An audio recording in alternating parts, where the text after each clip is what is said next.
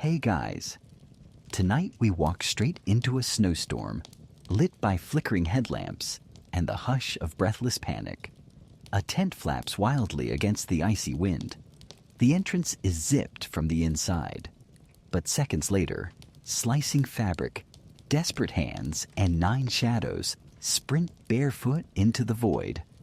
Their footsteps vanish in powder, as if the earth itself swallows them. And just like that, silence. If this atmospheric history helps you slow down and drift off, a like and a sub would mean a lot. Drop your location and local time in the comments, and hey, how are you doing tonight? Now take a deep breath, sink into the quiet, and let's go back to the pass. The DYATLOV Pass. It's late January 1959. The Soviet Union is mid-thaw, but not the kind that melts snow. It's a political one, a warming shift after Stalin's icy grip. Still, there's tension. The space race is heating. The KGB is watching, and even the snow seems to be listening.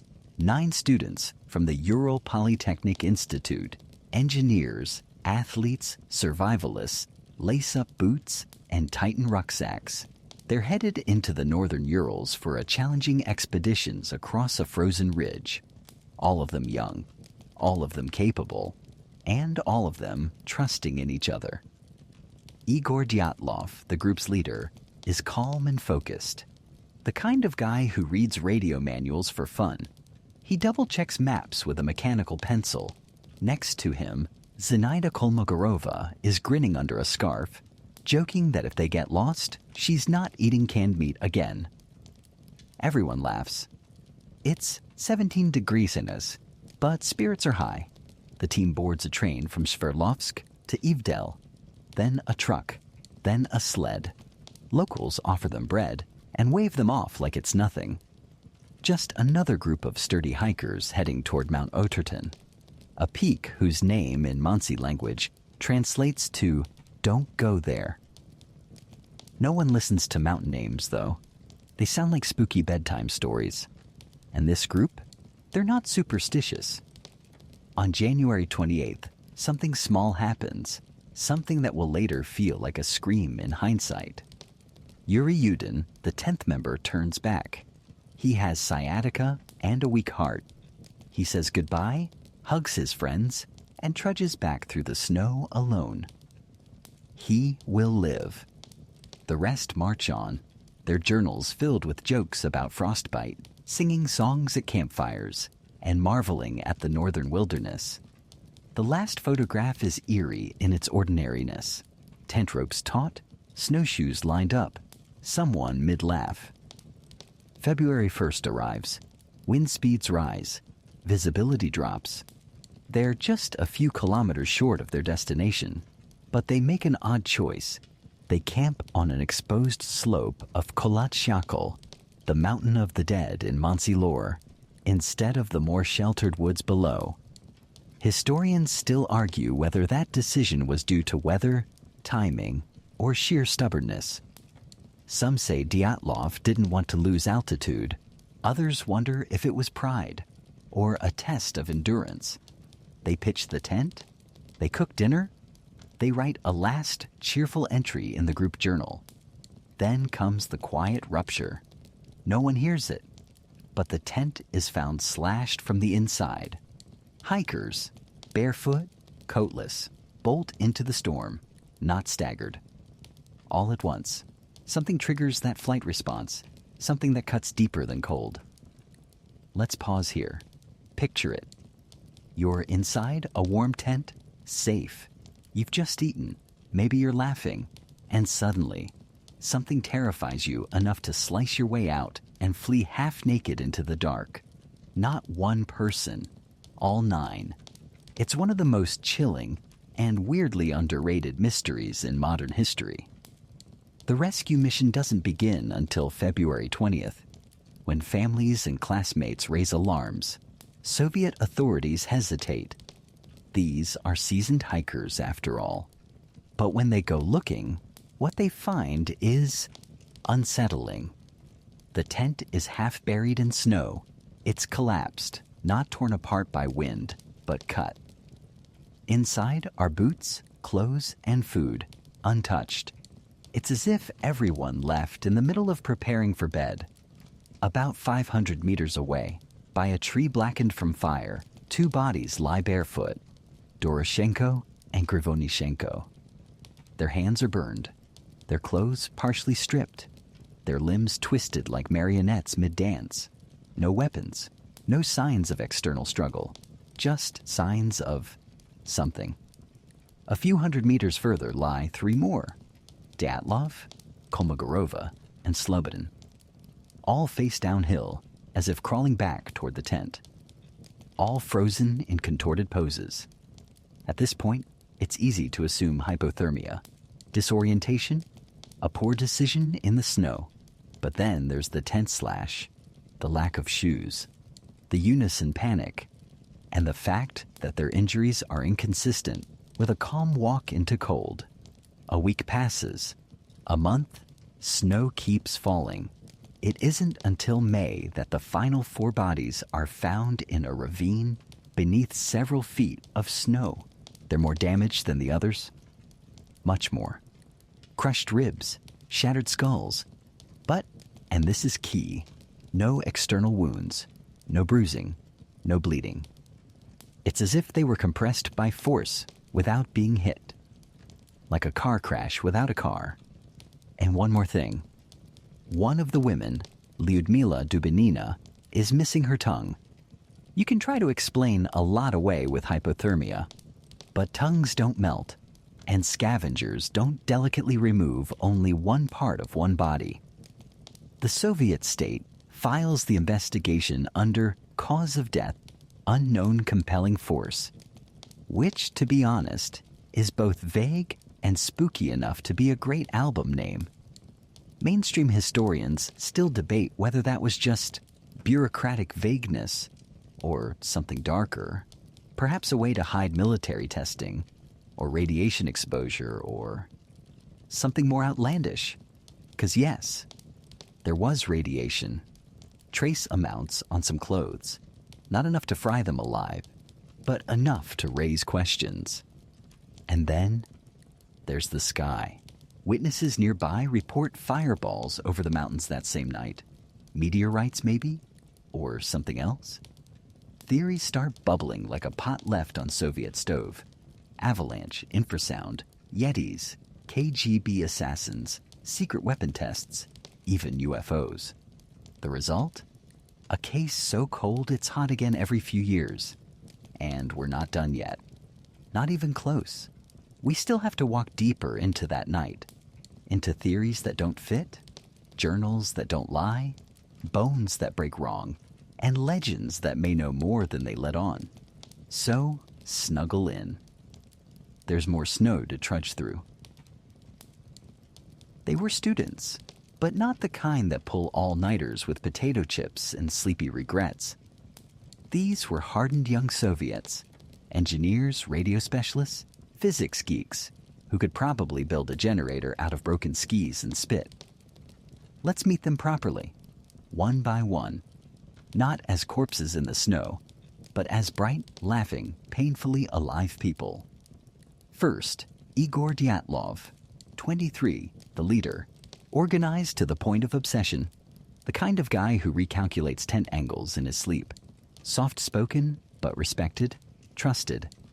He carried the radio and the burden of everyone's safety like a second backpack. His idea, this trip, his map, his rules. Zina Kolmogorova, 22.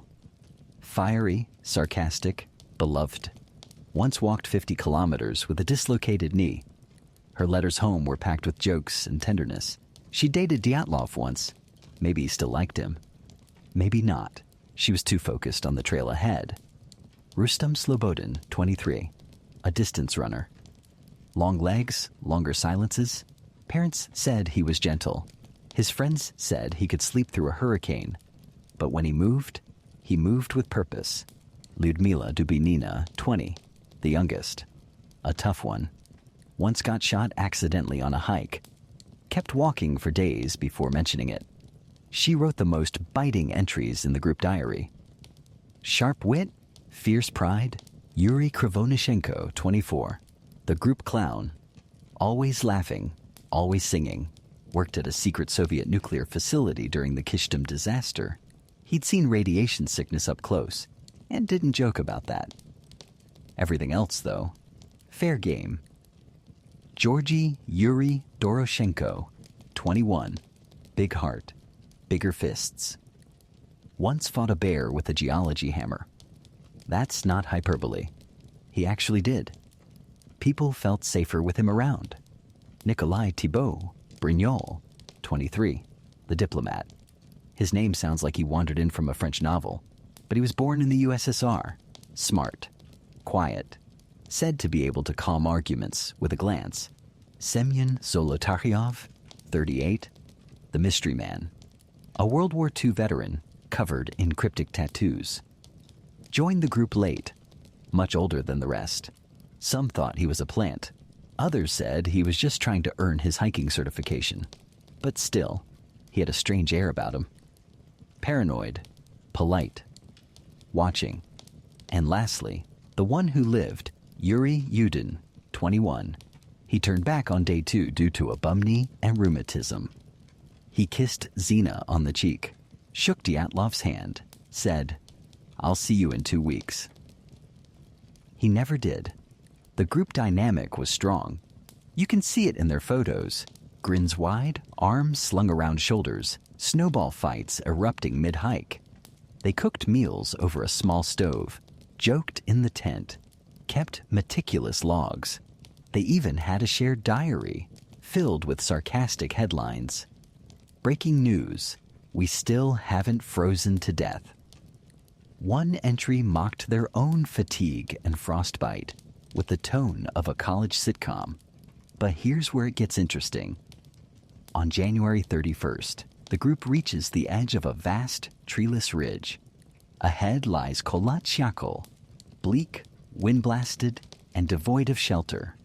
They stash supplies in a cache for the return trip. Food, spare clothing, and extra film. This is a smart move. No one expected to need those supplies early. Then comes the fateful February 1st climb. They aim to cross the pass and descend the far side to set up camp. But a snowstorm blows in. Visibility drops to almost nothing. They veer west off course without realizing. When they finally stop, they're not in the trees like planned. They're on a slope, not steep but exposed, wind screaming across their faces. Why pitch the tent there? Historians still argue. Some say they didn't want to lose progress. Others think Dyatlov was testing their resilience for a future expedition. A few whisper darker motives. One fringe theory? That Semyon Zolotaryov insisted on it, for reasons unknown. His military past still raises eyebrows. Some say he wasn't just there for a hiking badge. That night, they eat, write, photograph the tent. Final entries show no fear, just routine. And then, the cut. The tent is sliced from the inside, multiple long gashes, as if several people were trying to escape at once. Not one small hole. Many. Footprints, barefoot, some in socks, lead down the slope. In neat, calm lines at first. No sign of a chase. No explosion. Just everyone leaving. That's the part investigators found most unnerving. No signs of struggle at the tent. No blood. No claw marks. Just people walking into the trees without their boots. Back at the university, families grow anxious. The hikers were supposed to send a telegram from the village of Vijay on February 12th. It never comes. On February 20th, the search begins. Students go first, then police, then soldiers, dogs, helicopters, geologists. By February 26th, they find the tent, buried but not deep, still standing in parts, clothes folded inside, food untouched, camera frozen mid-roll. One boot halfway out the door. Nearby, down by the edge of the forest, 2 bodies are found beside a scorched tree. Yuri Krivonishenko and Georgy Doroshenko, both barefoot, both in underwear. Hands charred, as if they'd tried to climb the burning tree or hold flaming branches. Between them, scraps of a fire, a small one. Maybe it kept them alive a little longer. Nearby branches are broken up to 5 meters high. Were they climbing in panic? Escaping something? Looking for the tent in the dark? 3 more bodies are found days later: DYATLOV, Kolmogorova, and Slobodin. They're not huddled. They're crawling. All 3 appear to have been trying to get back to the tent. Slobodin has a cracked skull, but no blood, no bruises. It's the weird kind of injury that whispers instead of screams. None of them made it back. That's 5. But 4 more are still missing. A month drags on. The snow keeps falling. Searchers probe deeper into the ravine beyond the fire tree.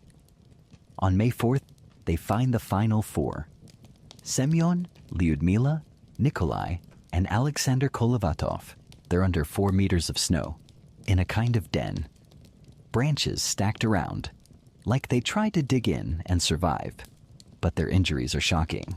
Semyon and Nikolai have crushed ribs, like multiple, no surface wounds, as if squeezed. Lyudmila's face is missing eyes and a tongue.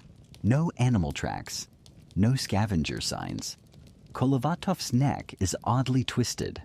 They're wearing scraps of the other's clothes, as if they stripped the dead for warmth. A brutal but logical move in a survival scenario. But radiation is found on Semyon's and Yuri K's clothing, not natural background levels. Enough to raise eyebrows, at least. Authorities shut the case by May. Cause of death: an unknown compelling force, which is sort of the Soviet equivalent of shrugging and bureaucratic. Families are told very little. Locals whisper about lights in the sky. Theories multiply like frost on a window, and the world keeps turning. But a question lingers like smoke in the pine trees. What did they see that night? What did they hear? Because something made 9 strong, trained hikers abandon warmth, shoes, and logic in perfect silence, and we're only beginning to follow their frozen trail. The route itself wasn't supposed to be deadly. It was long, grueling, remote, sure, but these were not amateurs wandering into the woods with a compass and good intentions. This was a level 3 trek, the highest difficulty rating in the Soviet hiking classification system, but one well within their grasp. They had conquered worse. And here's the part that often gets missed in the shiver of mystery. The route was planned to succeed. From Sverdlovsk to Ivdel, from Ivdel to Vijay, from Vijay to the logging settlement of 41st District, then northward through dense forest and across frozen rivers. After that, a sharp climb toward Mount Otterton. Otterton itself isn't Everest. It's 1,200 meters above sea level, just over 3,900 feet, more like a snow-dusted ridge than a towering peak. The weather, however, is another story. In winter, the Urals can turn into a wind tunnel made of knives. Still, nothing they hadn't seen before. They were in shape, properly equipped. Logs and photos show that morale was strong. The group joked about hikers' trench foot and rationed their sugar like pros. Let's look at the route from the air. Imagine a wide sweep of snow and stone, pine forest giving way to alpine openness. The only tracks are foxes and the occasional Mansi reindeer herder. You are alone in a white silence that feels spiritual, until it starts feeling dangerous. But this route? It was manageable. They were expected to complete it in 16 days. The state approved it. The institute signed off. And they were on track, at least until January 31st. That day, the hikers reached the edge of the forest and begin climbing toward the saddle between Mount Otterton and Kolatsiakl. They cache extra food and gear in the woods to lighten their load. Smart, efficient, standard procedure. But then, a storm. The wind picks up. Visibility drops. A white veil lowers over the mountains, and somewhere in that curtain of snow, they drift slightly off their route, veering west instead of north. Here's where the debate begins. Historians still argue whether the group realized they were off course. Some believe they meant to camp on the slope of Kolatsiakl to backtrack in daylight. Others think they were simply disoriented in the whiteout. A few suggest DYATLOV knew, but chose to hunker down rather than lose altitude. Was it pride, strategy, or just a tired miscalculation? Either way, that one decision placed their final camp on an exposed slope instead of the safer wooded area just 1.5 kilometers downhill. It's a fateful mistake, or perhaps the setting for something far stranger. Let's pause for a quirky but interesting tidbit. This area of the Urals has its own local lore. The Mansi people, indigenous to this land, call the mountain Kolatsiakl, the mountain of the dead. A little dramatic? Maybe, but the name comes from their oral tradition. Stories of hunters who never returned, strange lights, spirits in the wind. The Mansi don't hike there. Not in winter. Not at all. So, what was the terrain like? Imagine a broad snowy slope, no trees. Wind barreling down from a Torton shoulder. The tent is pitched perpendicular to the wind, standard for stability. Anchored with ski poles, dug into the snowpack. It's a little tilted, but workable. DYATLOV was meticulous. If he thought it unsafe, he would have adjusted. They cook, eat, probably laugh. Lyudmila was known for snide jokes. Someone probably teased Zolotaryov for bringing a military-grade compass. And then they go to bed. At some point that night, everything shatters. Something makes 9 people tear their way out of the tent. That phrase deserves a pause. Not exit calmly. Not unzip and step out, but cut open the canvas from inside. Long, desperate slashes. Multiple. Like hands trembling too much to pull a zipper. And they run, some in socks, some barefoot, into a blizzard. The search party that found the tent weeks later noted something eerie. The hikers left in a calm line, not scattered, not sprinting in random directions. The footprints showed deliberate, even steps. That's not how people flee in panic. That's how people walk when they think they'll be back in 5 minutes. So why cut the tent at all? One theory says snow collapsed the entrance. Another suggests they saw something terrifying, outside or inside. Yet nothing inside suggests a struggle. Everything's in place. Boots, axes, cameras, all waiting for someone who would never return. The tent, the slope, the planned route, it all leads to a chilling realization. This was not supposed to be where they died. The planned destination, Mount Otterton, was still a day's hike away. Their gear was sufficient. Their food rationed. They had fuel. And yet, within hours of pitching their tent on that exposed slope, something went so wrong, so instantly, that no one used the door. It's like camping on a hilltop and waking up mid-scream with your tent on fire. But there's no fire. And no one heard the scream. Here's a weird fringe nugget. Some have claimed, without proof, that a test missile may have landed nearby, causing panic.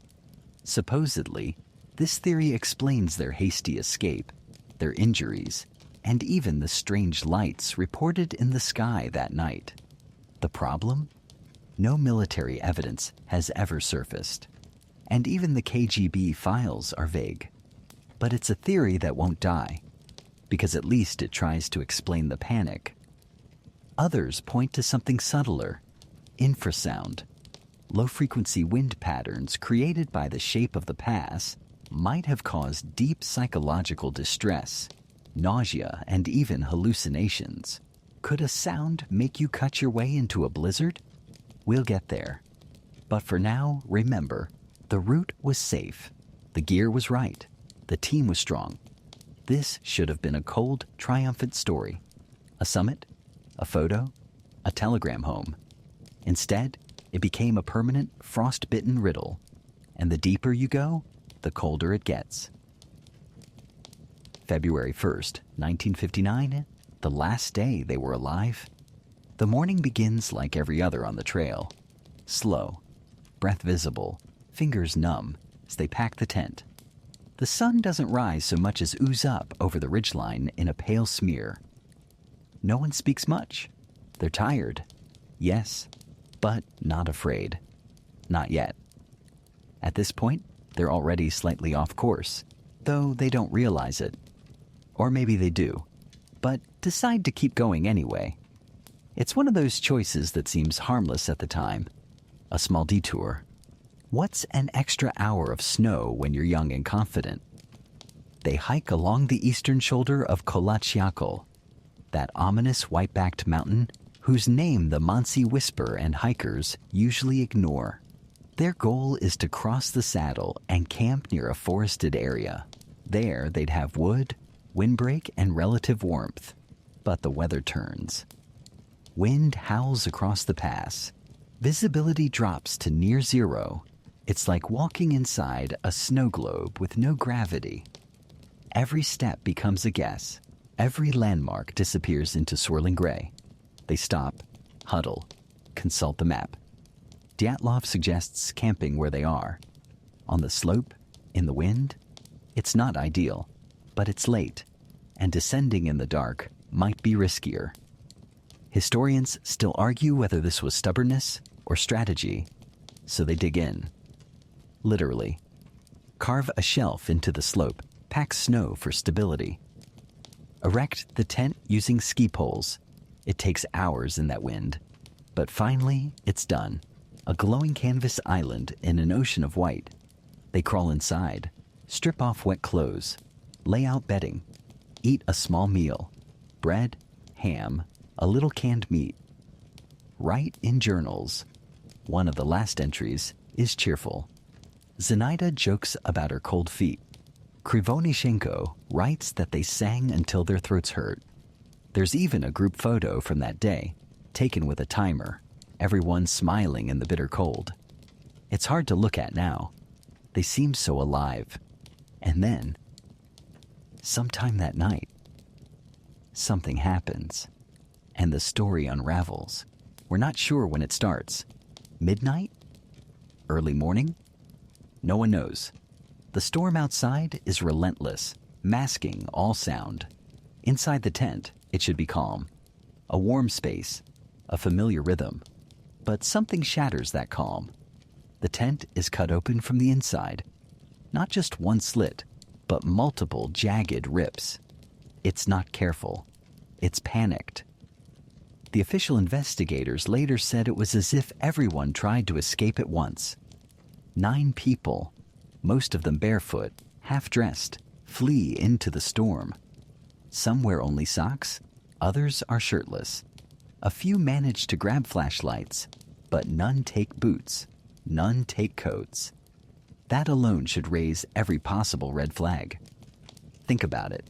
These are seasoned hikers. They've faced worse storms. They know the risks. They know that leaving a tent in a blizzard without shoes is a death sentence. So what would make them do it anyway? One theory suggests an avalanche. The snow shifted. Maybe it pressed on the tent from above. Panic set in. But here's the problem. The slope angle was around 20 degrees, not steep enough. And when rescuers arrived weeks later, the tent was still partially standing. No signs of avalanche debris. No signs of impact. If it was snow pressure, it wasn't fatal. Another idea, infrasound. The wind moving over the pass may have created low-frequency sound waves that cause physical discomfort and paranoia. It's a fringe theory, But in certain formations, this wind tunnel effect could generate vibrations that disorient or frighten people. Still, enough to make 9 people flee together without shoes?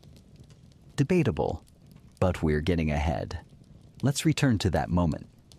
The canvas flaps, snow rushes in, someone screams, someone slashes, the others follow, and then silence.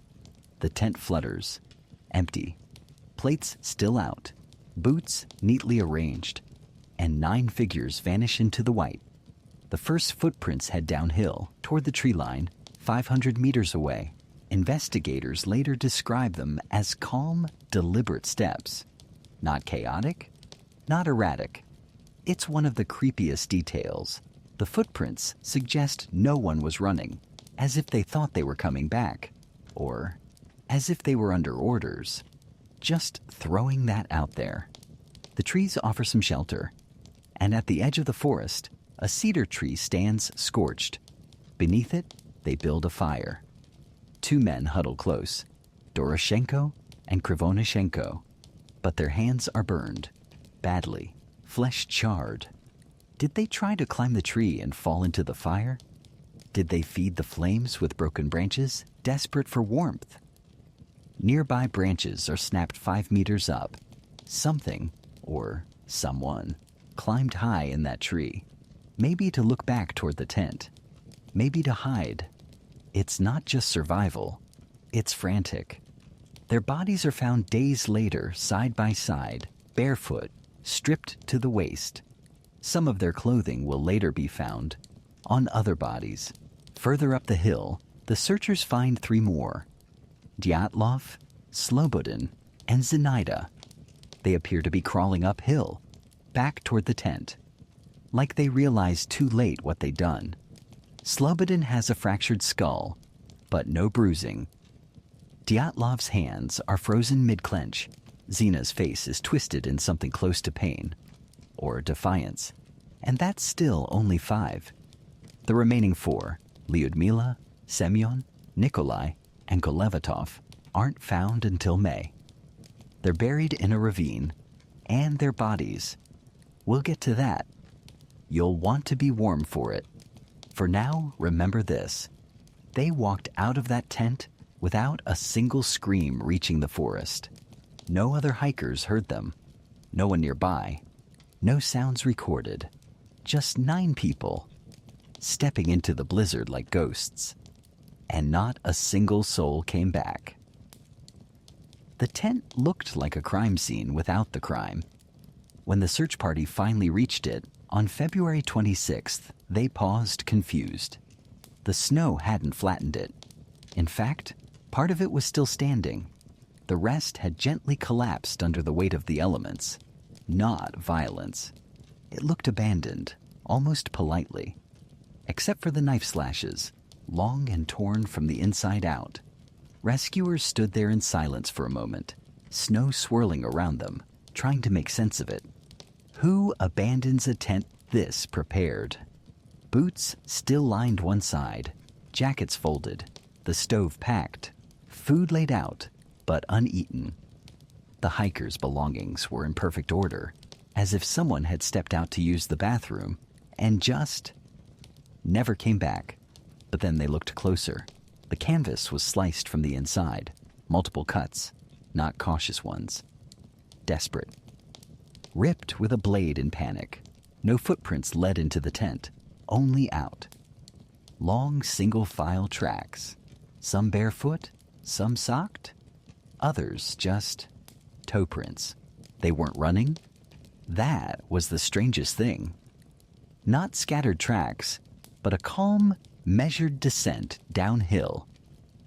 Investigators described them as slow, orderly steps, like a line of people walking to something, or from something with chilling obedience. Now imagine you're the one standing there, cold wind biting at your cheeks, looking at a half-buried tent with boots inside and no one to wear them. You follow the tracks downhill. The tree line is about 500 meters away, roughly 5 football fields, and that's where the snow begins to turn ominous. because that's where the first bodies appear. Yuri Krivonishenko and Georgy Doroshenko, found under a cedar tree, stripped to their underwear, skin burned, their fingers blackened, their hands shredded, not from frostbite, but from climbing. The tree above them had broken branches up to 5 meters high. Someone had scrambled up there violently. Did they climb to look for the tent? To escape something? Or were they chased? They'd built a small fire beneath the tree. It had burned for about 90 minutes, according to the charring. Enough to keep them warm for a little while. Then what? Did the fire go out? Or did something make it go out? No signs of animal attack. No avalanche debris. Just frost and silence. And now the search party grows colder. Not from the wind, but from the questions. Nearby, in the snow between the tree and the tent, 3 more bodies. Dyatlov, Kolmogorova, Slobodin. Spaced apart, as if crawling back uphill toward the tent. All 3 facing that direction. None made it. Dyatlov's fists are clenched, frozen tight. Zina's face is twisted mid-movement. Slobodin has a cracked skull, but again, no external wounds, no blood, as if something hit him without ever touching him. And still, no sign of what they were running from, or running to. That left 4 hikers missing. The theory at first was that they'd wandered deeper into the woods, maybe got lost, maybe buried by snow. So the search widened. Weeks passed, snow melted, spring stirred reluctantly. And on May 4th, nearly 75 days after the first bodies were found, the final 4 hikers were discovered. Semyon Zolotaryov, Lyudmila Dubinina, Nikolai Thibault-Brignol, and Alexander Kolovatov. They were found in a ravine, some 75 meters further into the woods, under 4 meters of compact snow. And they were not just frozen, they were damaged. Zolotaryov's chest was crushed, 5 broken ribs. Internal injuries, but no outer bruises. Nikolai had a massive skull fracture, likened to being struck by a car. Again, no soft tissue damage, no swelling, no blood. Lyudmila's injuries were the most shocking. She had no tongue, no eyes, and, curiously, no lips. Her ribs were shattered. The official report says, hemorrhaging into the heart's right atrium. But it doesn't explain how or why or what caused it. Oh, and here's your fringe fact of the day. Some conspiracy theorists believe the tongue was deliberately removed, not by decay, not by animals, but by someone or something needing silence. Investigators were baffled. The explanation? A vague one. A compelling natural force. That's literally what they wrote. As if Mother Nature woke up that night and just felt mean. Now let's talk about the den. The 4 were found in what appeared to be a makeshift shelter. Tree branches stacked into walls. Pine needles padded on the floor. They had tried to survive. And in a strange twist, they were wearing fragments of clothing taken from the other hikers. Zolotaryov had Dubinina's fur coat. Kolevatov wore Slobodin's torn jacket. They had wrapped their feet in bits of fabric. The implication? The group tried to share clothing as members died. Some stripped the bodies. Others handed off items before succumbing. This paints a chillingly human picture. Not of chaos, but of planning. Of survival. Of structure. They didn't just die. They organized. They tried. They hoped, even when everything else failed. Which raises the question, what forced them from the tent in the first place? Because again, no signs of struggle, no avalanche path, no blast crater, no enemy footprints, only that shredded tent, those barefoot steps, that tree with broken branches like claw marks in the sky, and still, 9 dead. In total silence, even seasoned investigators admitted they had never seen anything like it. One search party member, a soldier named Grigory, said later, "It felt like they were running from something we couldn't see, something we shouldn't ask about." And maybe he was right, because the official investigation ended not with answers, but with silence. The files were sealed. The mountain was quietly renamed DYATLOV Pass, and the case, labeled, classified for decades. No trial, no public inquiry, just a vague shrug from Soviet officials and a warning not to return. And yet, even now, 65 years later, the questions remain. Why would experienced hikers abandon their only shelter without shoes? Why the internal injuries without external trauma? Why the radiation? Why the missing tongue? And what exactly did they see that night on that slope? We're not done. There are more theories to thaw, more maps to follow, and more secrets buried in snow. So stay close to the fire. The silence isn't finished yet. They were 5 at first, 5 frozen bodies discovered over 2 weeks, each one a little stranger than the last. The first 2, as we've said, were beneath the cedar tree. Yuri Krivonishenko and Georgy Doroshenko. Their skin frostbitten, hands blackened, bodies half naked. Just socks, underwear, scratches on their hands, scorched flesh.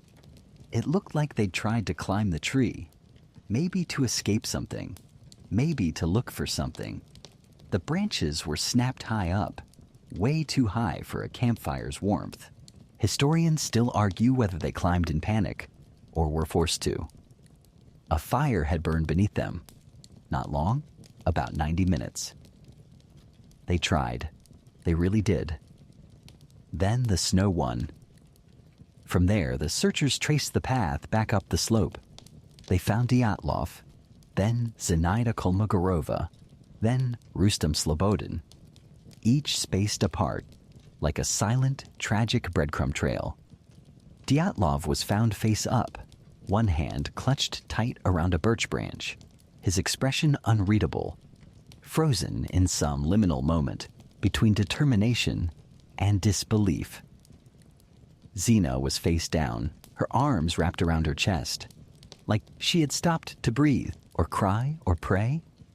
Rustam's head had a hairline skull fracture, the kind you might see from falling or being hit. No blood, no obvious wound, just something hidden beneath the skin. Still, all of this could be explained by cold, panic, exhaustion. Then came the final 4. They weren't found until May, and they didn't fit the pattern. They were buried under 4 meters of snow in a shallow ravine beyond the cedar tree, a dip in the land where water and snow pooled. It took weeks of careful probing to find them. When they were uncovered, the mood among the rescuers reportedly shifted. Something felt off. First was Lyudmila Dubinina. Her ribs were crushed inward, her eyes missing, her tongue gone, not cut, gone, soft tissue removed. Next to her was Semyon Zolotaryov, the mysterious older hiker. His chest, also crushed. Ribs broken, no external injury. His body posed almost peacefully, like someone who had accepted death, or expected it. Nikolai Thibault Brignol had the worst head wound, a massive skull fracture comparable to being hit by a car. Again, no external trauma, nothing visible. And then Alexander Kolovatov, found with an oddly twisted neck and a deformed nose, though some say that may have been from decomposition or snow pressure. But all 4 shared something else, something strange. They were wearing more clothes than the others, not their own. Bits and pieces had been stripped from the first 5 hikers. Scarf here, shirt there. One wore 2 watches. Another had 2 pairs of pants, one clearly too small. This wasn't vanity. It was survival. Imagine it, the first 2 die, the others strip them for warmth. Then 3 more die on the way back. The final 4?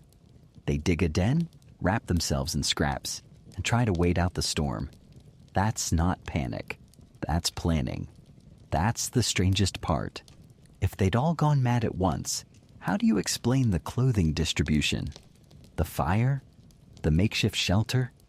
It suggests that they recovered, at least partially.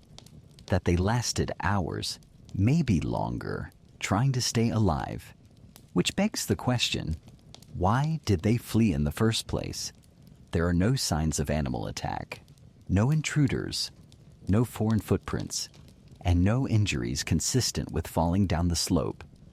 The ravine where they were found wasn't deep, maybe 4 meters, enough to bury someone in snow, but not enough to shatter bones without help. Yet 2 had chests crushed like car wreck victims. Still no blood, no bruises, just pressure. Pathologists compared it to the kind of force you'd see in a high-speed impact, like being hit by a missile or caught in an explosion. But again, no blast pattern, no burns, no torn clothing. So how do you break ribs and skulls without leaving a scratch? One theory suggests the snow did it, that when they fell into the ravine, snow piled in, packed down, and crushed them slowly. But if that were true, why were their bodies below the snow, not embedded in it? And how do 4 people collapse simultaneously, neatly, in a shallow den, all mortally injured before they froze? The injuries point to trauma while alive, not after. Let's go weirder. A fringe theory claims the group witnessed something forbidden, like a missile test or secret weapon, and were silenced. Zolotaryov's military past fuels this. He was older, trained, secretive. His tattoos? Cryptic symbols, some undeciphered. And then there's the radiation. Yes, actual radiation. Tests on some of the clothing, especially Zolotaryov's and Krivonishenko's, showed higher than normal levels of radioactive isotopes. Not enough to melt flesh, but enough to raise eyebrows. Now Krivonishenko had worked at Mayak, the site of the Kishtim disaster, a nuclear accident so covered up that few in the West even knew it happened until decades later. So was that just carryover contamination? Or was something else present in the past that night? Historians still argue whether the radiation was from past exposure or something more recent. And let's not forget, strange lights were reported in the sky that same night by other hikers, by locals. Glowing orbs, fireballs, orange, flickering trails, meteors, military flares, or something stranger. Whatever it was, it coincided with the night 9 hikers disappeared. The autopsies only deepened the mystery. No one could agree. Official cause of death? Hypothermia. Except for the ones with crushed skulls, and broken ribs, and missing organs. For them? Fatal trauma due to an unknown force? That's not a conclusion. That's a deflection. And it left families, especially Yudin, the 10th hiker who turned back, clinging to half-truths. "We were never told everything," he said years later. "And maybe we never will be." He kept the photos, the maps, the memories. He always wondered what they saw that night. Maybe something coming toward them. Maybe something rising from the snow. Or maybe, just maybe, they weren't running from anything at all.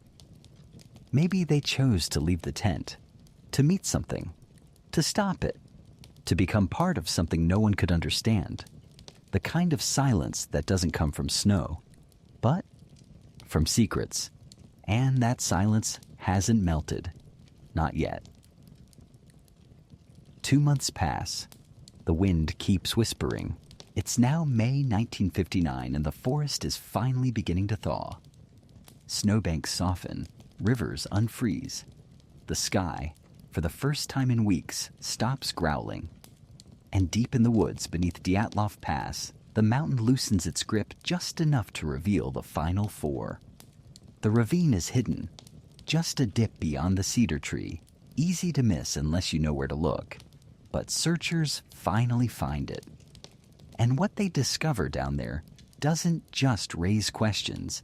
It burns holes straight through every theory. Because this is the point in the story where everything stops making sense. Semyon Zolotaryov, 38, found with crushed ribs, massive chest trauma, but no external bruises. He's lying on his side, almost peaceful, with one hand clenching a notebook he never got the chance to fill. Lyudmila Dubinina, 20. Her ribs are broken too, and she's the one missing her tongue. Her eyes, her lips, Nikolai Thibault Brignol, 23. Skull shattered, not from a fall, not from a branch, from a single, brutal concussive blow that somehow didn't leave a mark on the skin. And Alexander Kolovatov, 24. His cause of death is less dramatic, likely hypothermia, but his body has strange neck trauma, and some of his clothing was found carefully removed. They weren't scattered like the others. These four had stuck together. They dug a makeshift den, lined it with branches and pine needles. It wasn't elegant, but it was deliberate. That's what throws everyone off. If they'd all panicked, all gone mad in some group hysteria. How do you explain this? A shelter takes time, organization, strategy. That's not chaos. That's survival. Even in death, it seems they planned. And they weren't completely without warmth. They had some clothes, oddly mismatched, layered from the dead. 2 pairs of pants on one, a woman's scarf on a man, socks over bare hands. This means the timeline of death wasn't simultaneous. Some died first, some later, some tried to live. But here's the catch. The last 4 were the most injured. Not just dead, but damaged. And this is where the forensic weirdness kicks in. The ravine had no jagged rocks. It wasn't deep, just a snowy dip. So how do 2 people sustain crush injuries normally seen in high-speed car crashes? The autopsy reports, yes, we've read them, describe the damage as being caused by a force with high acceleration. That's not frostbite. That's physics. Historians still argue whether this could have come from compacted snow, a partial collapse in the ravine, or something more sinister. Avalanche theories crop up here again, but they don't hold. No avalanche debris, no path, no trauma pattern consistent with rolling snow. And let's not forget, the tent wasn't buried. So if snow did hit them, it was selective or targeted. Even more unsettling, some of the clothing from these 4 hikers was found to be radioactive. Not glowing green comic book radioactive, but measurably so, especially Semyon's and Krivonishenko's. This is where the Cold War murmur begins. Zolotaryov was older, a war vet. Some claim he was a KGB informant. Others say he was just trying to earn his master hiker certificate. But a few files about him are missing. That's not paranoia. That's in the record. Then there's Krivonishenko, who worked at Mayak, the site of the Kishtim nuclear disaster in 1957, 2 years before this hike. One of the worst nuclear accidents in Soviet history. One almost no one outside Russia knew about until decades later. So, did he accidentally bring contamination on his clothes? Or was something else involved? Was there military testing in the past that night? Some suggest a parachute mine explosion, silent, concussive, deadly without shrapnel. A test gone wrong. The hikers caught in the blast radius. It would explain the internal trauma, the lack of outer wounds, the panic, the radiation. But again, no evidence of an explosion, no crater, no equipment, no traces, just 9 bodies, and a tent that looks like it died screaming. Now here's a quirky but chilling detail. Lyudmila's tongue wasn't just missing. It was described in the report as forcibly removed post-mortem. That's an odd phrase. No clear tearing, no clean cut, just gone. And no animal tracks, no chewing, no pecking. The snow around her was undisturbed, the body too deep beneath to have been scavenged, which leaves only two options. Something took it, or someone did. And that's the heart of the DYATLOV paradox. Every explanation seems to contradict itself. Every theory fills one gap while opening another. Avalanche doesn't explain the injuries. Hypothermia doesn't explain the crushed bones. Secret weapons doesn't explain the silence. Aliens doesn't explain the planning. Panic doesn't explain the logic. So what happened in that ravine? There are no solid answers, but there are patterns. For one, all 9 seemed to have split into groups, not aimlessly, but by instinct. The first 2 tried fire. The next 3 tried retreat. The final 4 tried shelter. It wasn't a stampede. It was a reaction to something. Something sudden, overwhelming, and completely disorienting.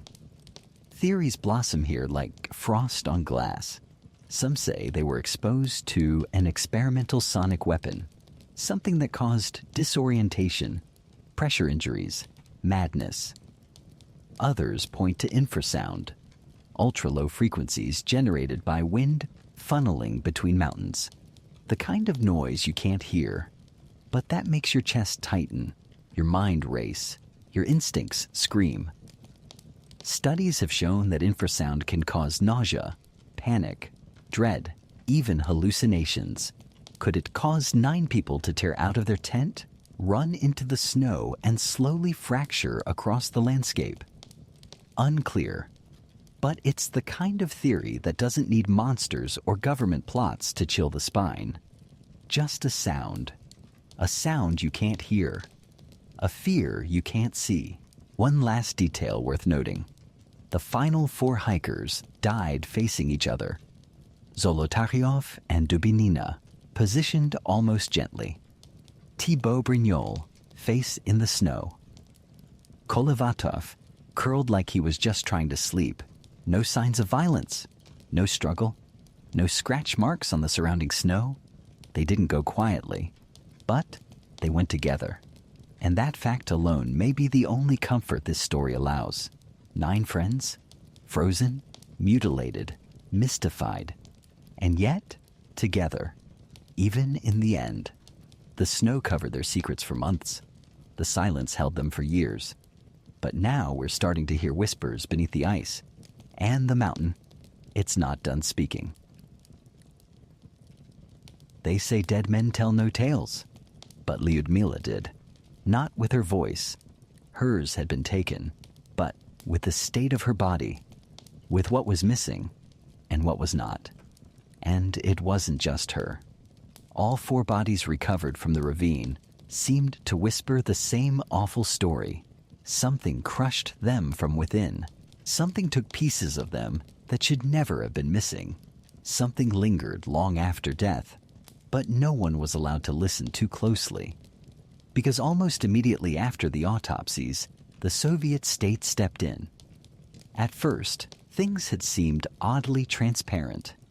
The initial investigation allowed journalists. Families were notified. Hikers' personal items were cataloged. Diaries copied. Tent documented. But as the injuries became more bizarre, as the cause of death shifted from hypothermia to an unknown compelling force, things began to tighten. Quickly. Quietly. Autopsy records began disappearing. Photographs, once available, went missing from archives. One key piece of forensic analysis vanished entirely.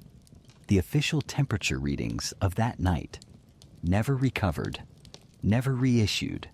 And when families started asking questions, the answers were as cold as the trail. Take Lyudmila's mother. She was told her daughter had died from exposure. Nothing more. But when she saw the body, partially preserved from the frost, she nearly collapsed. She said her mouth was missing. Completely. Not just her tongue, her lips, her eyes. I wasn't supposed to see it, and she never did again. The body was quickly buried. No exhumation permitted. Then there's the curious case of Zolotaryov's tattoos. Semyon, remember, was the 38-year-old mystery man, military veteran, joined the group at the last minute. No personal connection to the others, yet there he was, frozen among them. He had tattoos no one could explain. One of them, written in a ciphered code, contained characters not used in any known Russian military designation. One said simply, DAE. Conspiracy theorists have gone wild with that one. Some say it refers to a special division of the KGB. Others claim it's a nonsense distraction. Historians still argue whether Semyon was simply a patriotic old-school hiker or a plant sent to monitor the students for dissent. After all, the Khrushchev thaw was fragile, and political surveillance hadn't exactly been retired.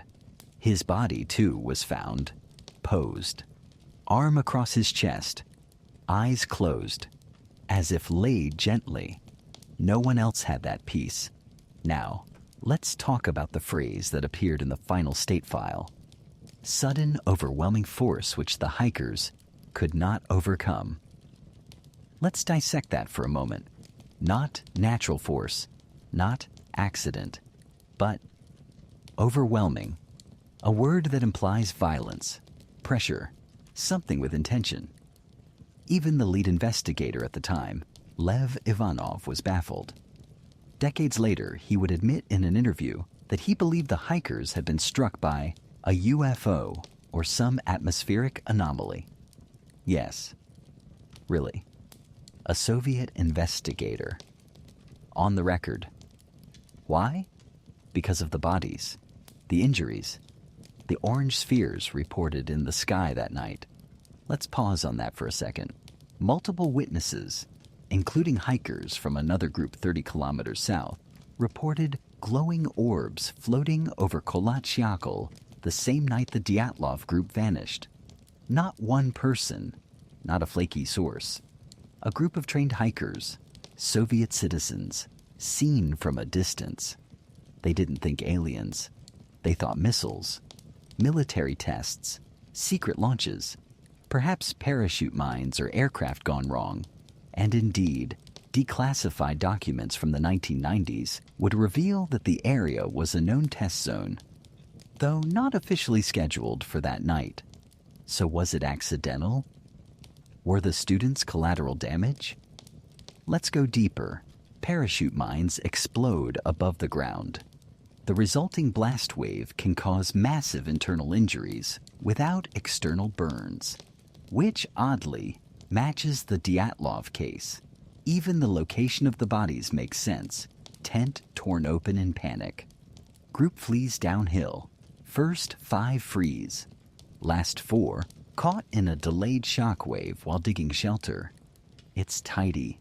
It's tempting. And then it crumbles. Because there were no fragments, no military shrapnel, no signs of scorched earth. And again, no one was supposed to be there. Unless someone wasn't supposed to be seen. See, here's a fringe tidbit that never quite dies. A few hikers from a nearby group claimed they saw people in military uniforms in the area shortly after the disappearances, well before the official search began.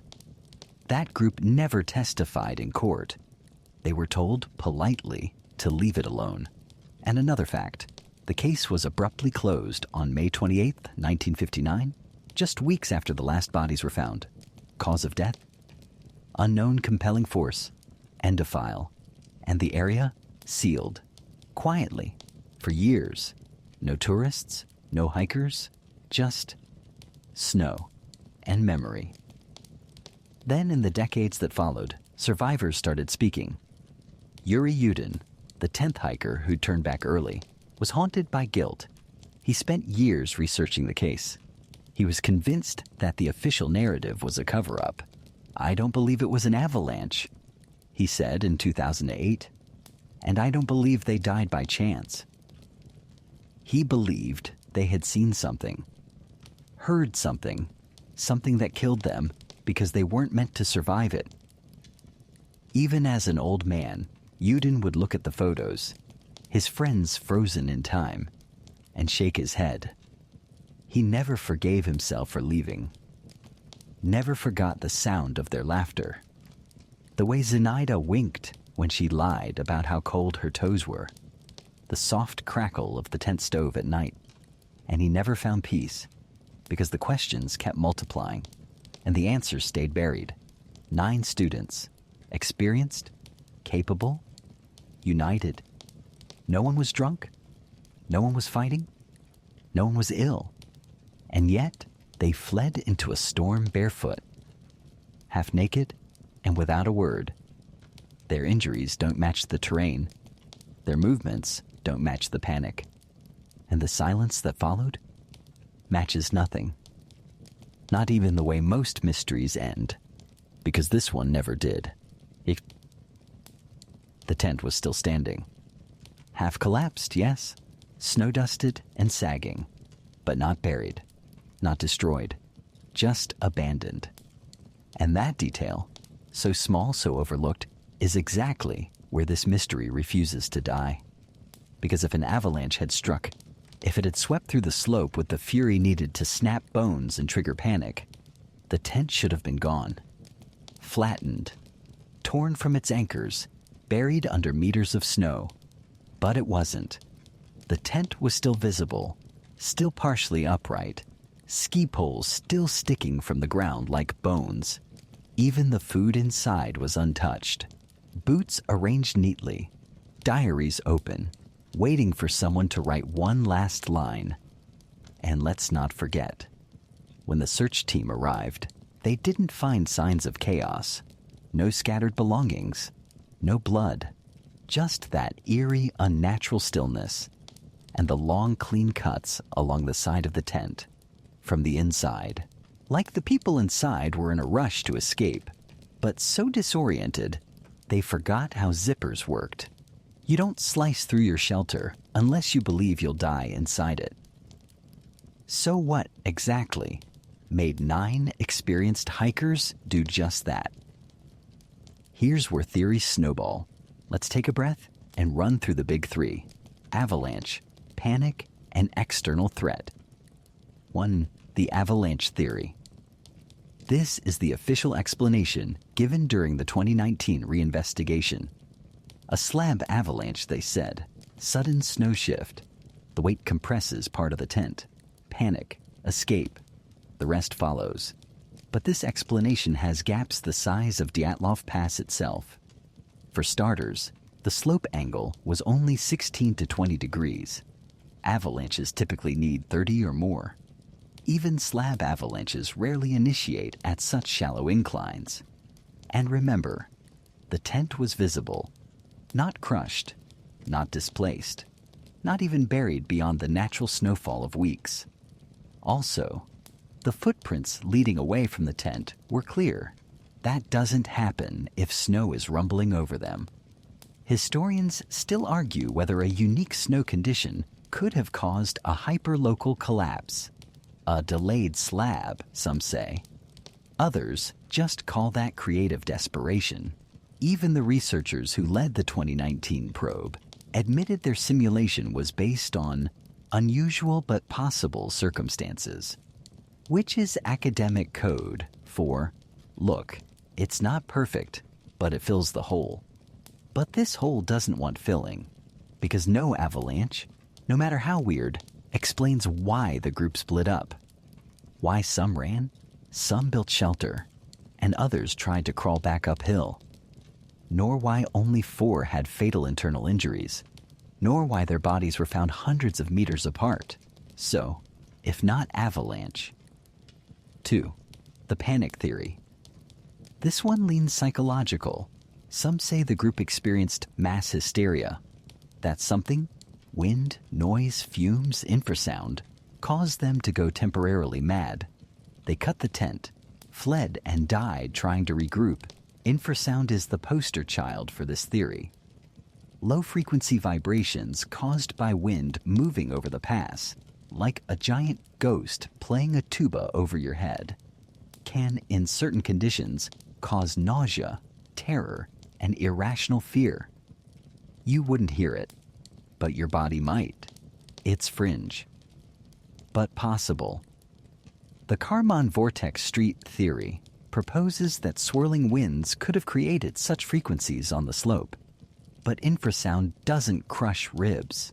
It doesn't remove tongues. It doesn't make people climb trees, burn their hands raw, or build shelters in silence before dying violently. And remember, some of the group were thinking clearly. They tried to build a den. They shared clothing. They stayed together. These aren't the actions of people in hysteria.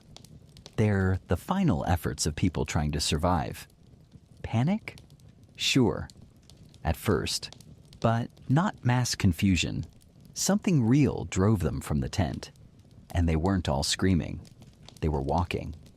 3. The external threat. Now we're getting somewhere. This umbrella theory includes everything from military tests to animal attacks to more imaginative suggestions. Aliens, yetis, psychic weapons, secret assassinations. Let's start with the Soviet military hypothesis. There were reports of parachute mines being tested in the Urals around that time. These devices detonate midair, sending shockwaves strong enough to pulverize organs without touching skin. Sound familiar? Plus, multiple hikers from another group reported seeing strange orange orbs in the sky the night of February 1st. Fireballs glowing softly above the mountains. Were the DYATLOV hikers accidental witnesses? Were they in the wrong place during a test? The injuries do align eerily well with non-shrapnel concussive force, and the KGB loved parachute mines. Quiet, efficient, no fingerprints, but again, no debris, no blast marks, no burn radius. Then there's the animal attack theory, wolves or bears, but no tracks, no torn flesh, and again the tent shows no signs of being clawed or broken into, just those clean slashes from inside. Even the Mansi tribe, locals who knew the land, were questioned, briefly suspected, but no evidence ever pointed to human foul play. In fact, the Mansi helped in the search. And yetis? Yes. Really. There's even a photo in the hiker's roll that shows a dark figure standing behind a tree. It's blurry. It's creepy. But it's probably one of them playing a prank. Probably. Then there's Zolotaryov, the older hiker, the mystery man, veteran, tattooed. Why was he there? Some claim he was watching the group. Others say he was just another thrill seeker. But the way he was found, arm across chest, posed, holding a camera no one else had seen, raises eyebrows. Did he see something? Photograph something? And was that camera ever developed? No. It was lost in evidence. Of course it was. Let's throw in one more bizarre tidbit. In the final weeks of the search, one of the lead rescuers, Lev Gordo, allegedly refused to sleep near the pass. He told others, "Something here is wrong. Not just cold. Wrong." And he wasn't the only one who felt it. Even the lead investigator, Ivanov, years later, confessed he believed UFOs were involved. Because he said nothing else fit. And that's what this all comes down to, isn't it? Nothing fits. You can shave off facts, file the edges, patch it together. But the Dyatlov Pass case doesn't want to be solved. It wants to stay cold. Because every time you think you're close to truth, a new contradiction freezes the trail. The tent wasn't destroyed. The hikers weren't mad. The injuries don't match terrain. The silence doesn't match panic. And in the middle of it all, a group of friends, full of life, ended their story in a way no one understands. They weren't supposed to die there, but they did. Together. In silence, on a slope that never should have killed anyone. By March 1959, the Soviet government was rattled. They didn't say it out loud, of course. They never did. But you could read it between the lines. Official memos issued in whispers. Investigators shuffled like chess pieces. Conclusions wrapped in gauze. Because this wasn't just a case of 9 dead hikers. It was becoming a national embarrassment. A haunting one. A public one. And in a system that prized control above all else, unsolved was unacceptable. Especially this kind of unsolved. So, enter the military. And the KGB. And some very quiet scientists with very heavy boots. What began as a local rescue mission was suddenly national business. Search teams found themselves surrounded by men in uniforms without names, specialists from Moscow, and geologists who seemed more interested in what had happened in the air than on the ground. Some say they tested for radiation within hours of finding the first bodies. Others claim the radiation detectors were brought in before anyone even knew about the missing hikers' injuries. Suspicious a little.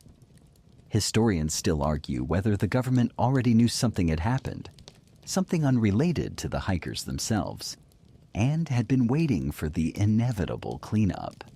Let's talk about some of the stranger moves the state made. Exhibit A, the fast-tracked closure. The investigation was shut down abruptly on May 28th. No official cause. Just the iconic phrasing burned into the final report, death caused by a compelling natural force. That's it. No criminal case. No further inquiry. No explanation. And for decades afterward, the entire archive was sealed. Not misplaced. Not forgotten. Sealed. Even the families weren't allowed to see the full reports. Why? Well, you don't bury something in Soviet bureaucracy unless there's something there to bury. Exhibit B, the geologists, with the wrong notebook. One member of the search team, Georgy Karpov, a civilian geologist, later claimed to have seen burn marks in the snow at the site. He sketched them. Triangular, geometric, precise. But his drawings never made it into the official files. When asked about it years later, he said, "I was told to shut my mouth. So, I did." Charming. Exhibit C, the missing files. Decades later, in the early 1990s, when independent journalists finally pried open the dusty DYATLOV archive, they found incomplete records.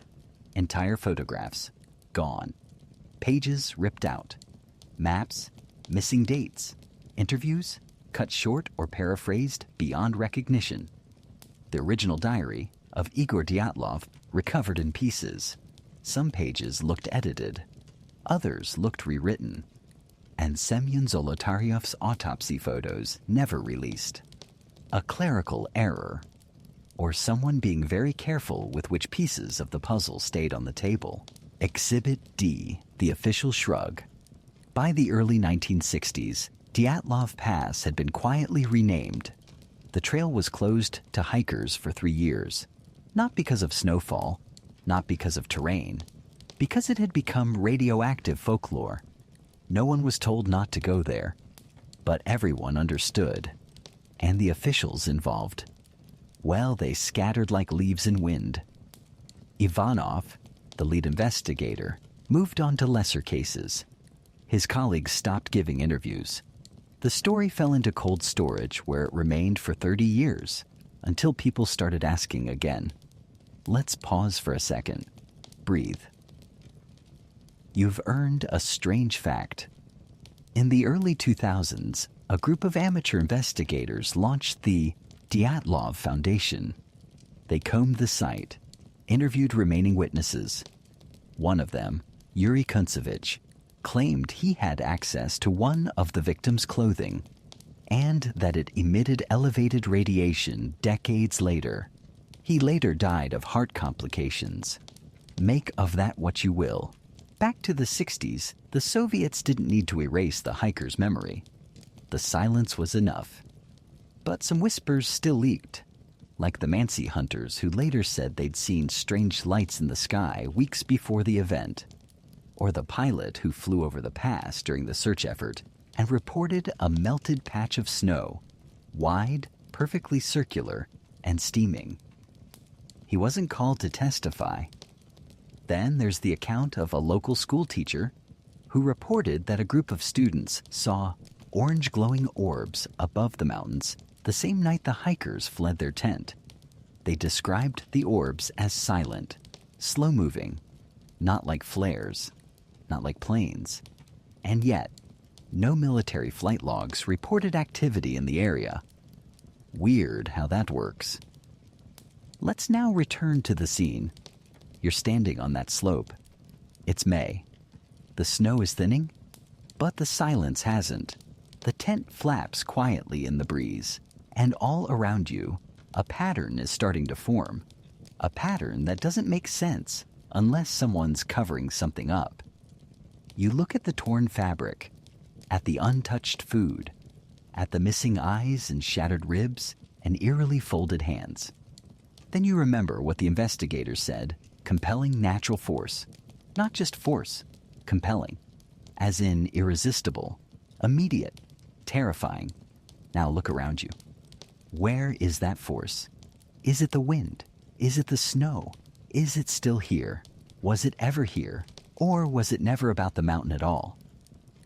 Maybe the real force was above, or inside, or watching. And that's the trap, isn't it? Because the more you stare into this story, the more it stares back, expressionless, wind-burned, whispering, and the Soviet state. It just smiled, sealed the files, and walked away. Because sometimes it's not about answers, it's about silence. And in Dyatlov Pass, silence is the only thing that ever came easy. Break time twos. What if the mountain didn't move? But the air did. Let's set aside the crushing snow and secret agents for a moment and talk about something far stranger. Something you can't see. Something that doesn't leave tracks, or fingerprints, or scorch marks. Let's talk about infrasound. Now it sounds like a sci-fi villain, but it's real. Dead real. Infrasound refers to low-frequency sound waves below 20 Hz that the human ear can't consciously register. But your body, it feels them, deep in the gut, a hum in your bones, a crawling under your skin. In the right conditions, it can cause dizziness, nausea, panic, anxiety, and uncontrollable feelings of dread.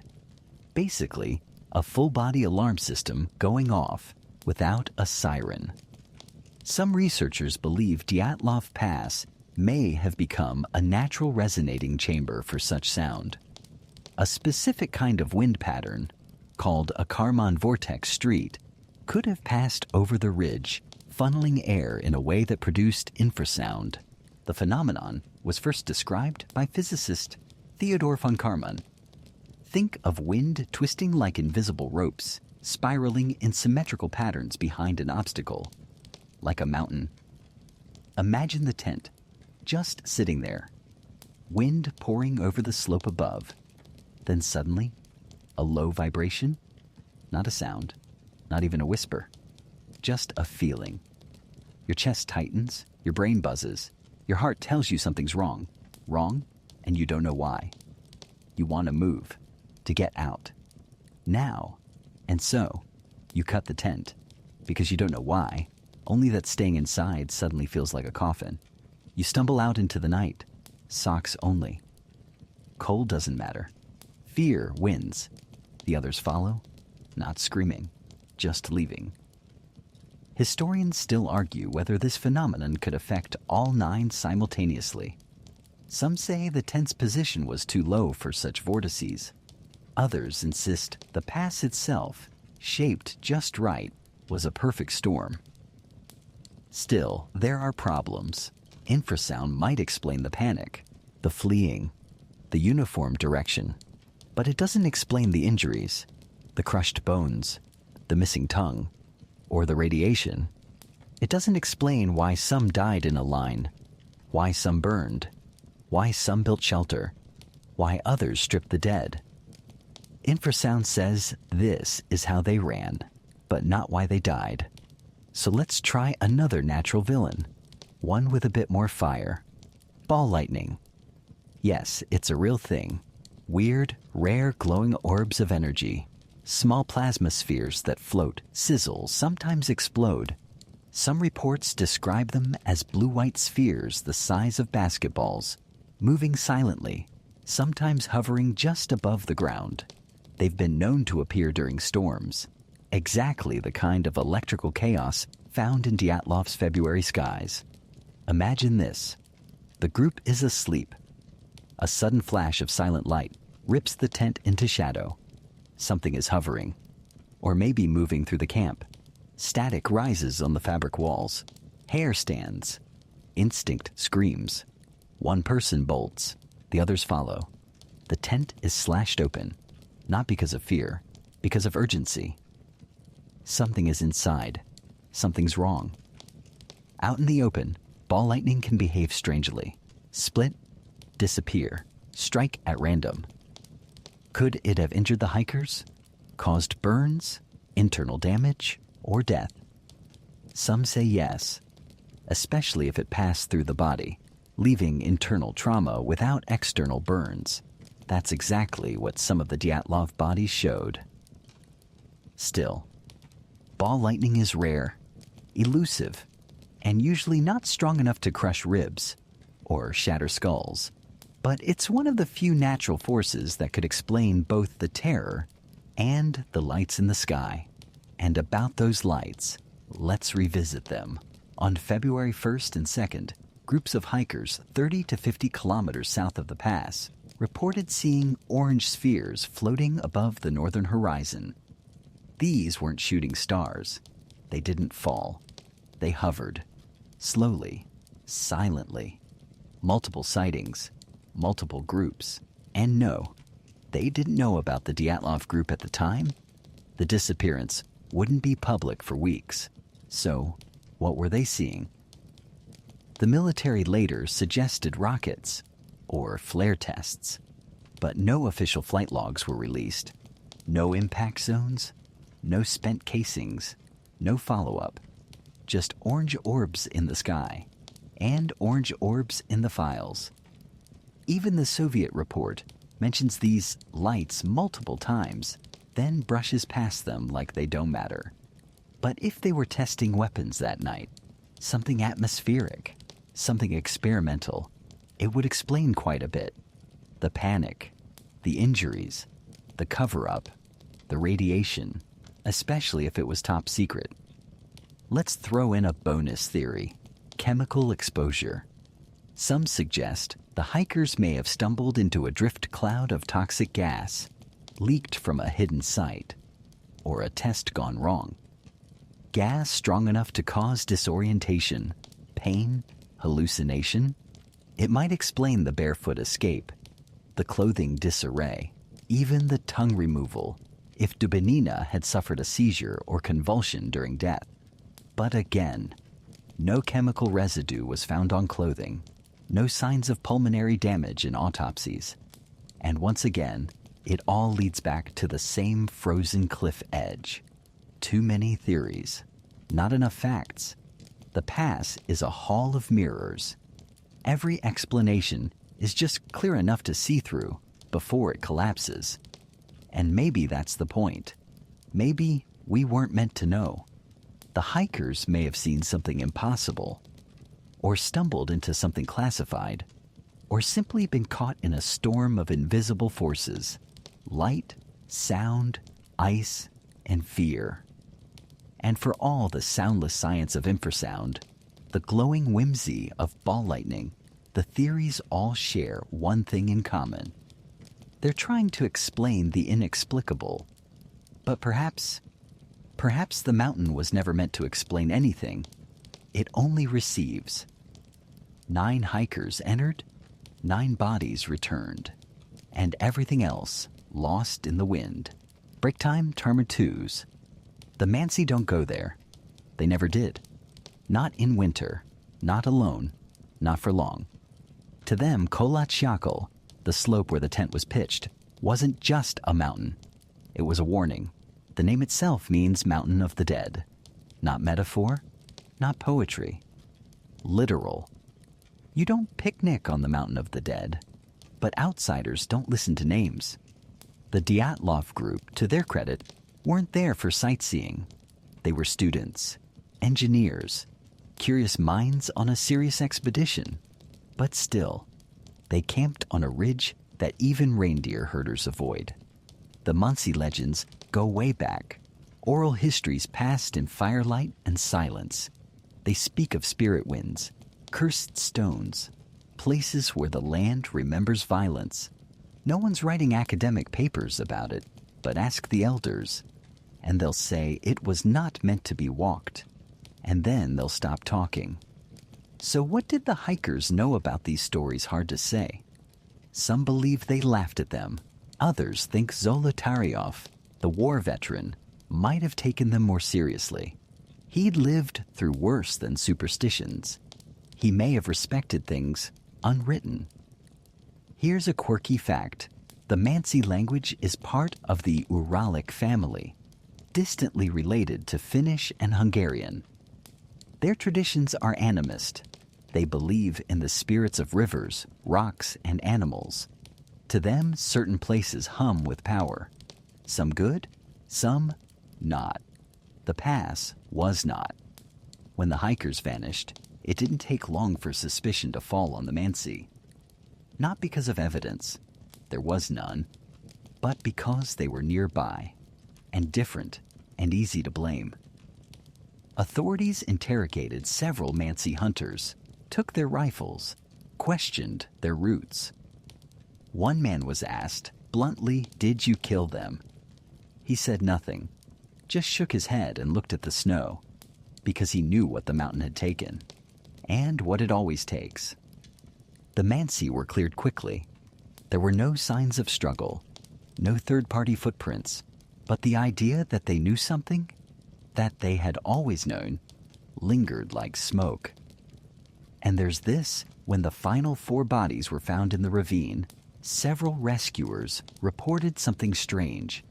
The Mansi search volunteers, who had joined the effort, refused to go near that part of the forest. They stood at the edge and turned back.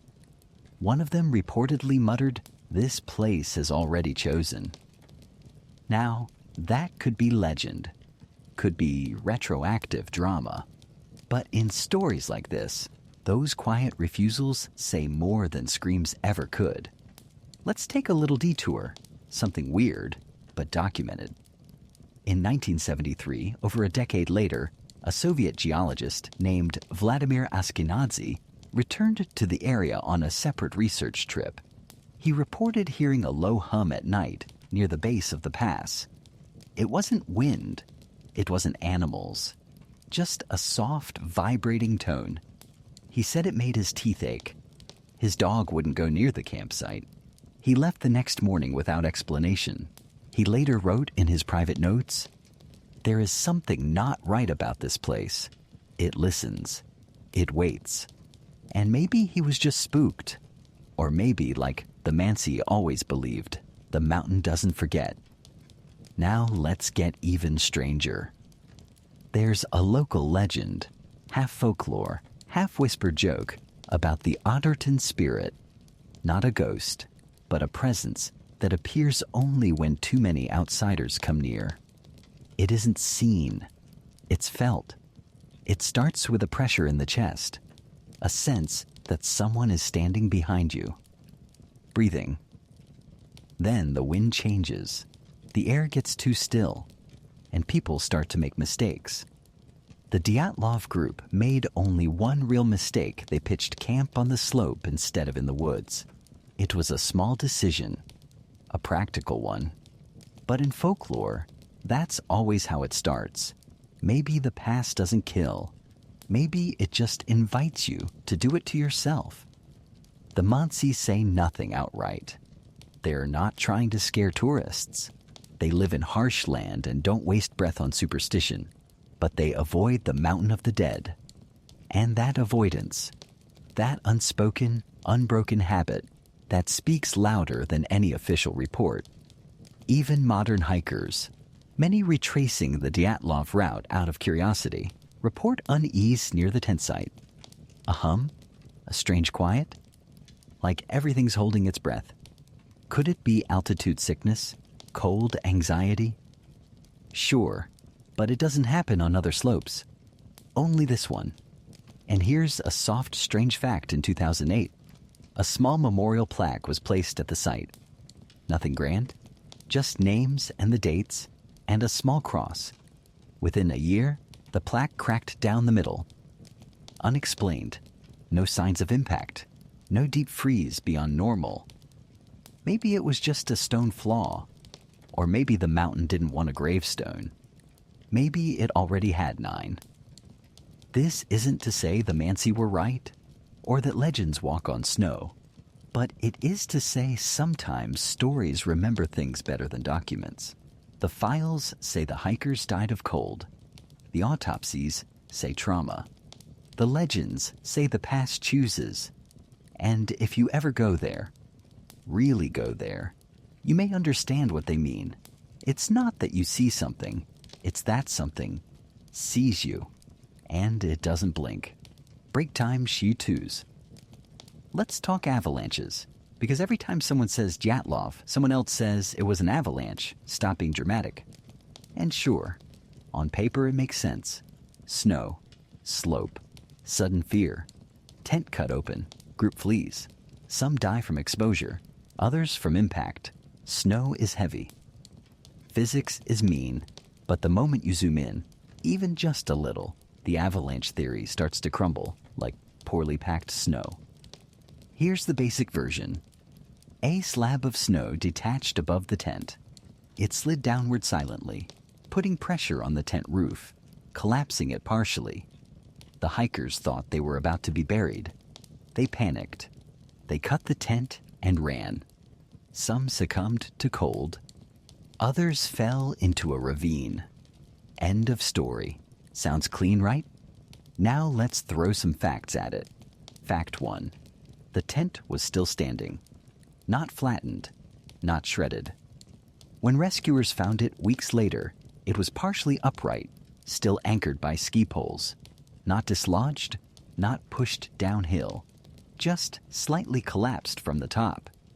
If snow had slid with force enough to cause internal chest and skull trauma, the tent would have been obliterated, not quietly slumped like a tired igloo.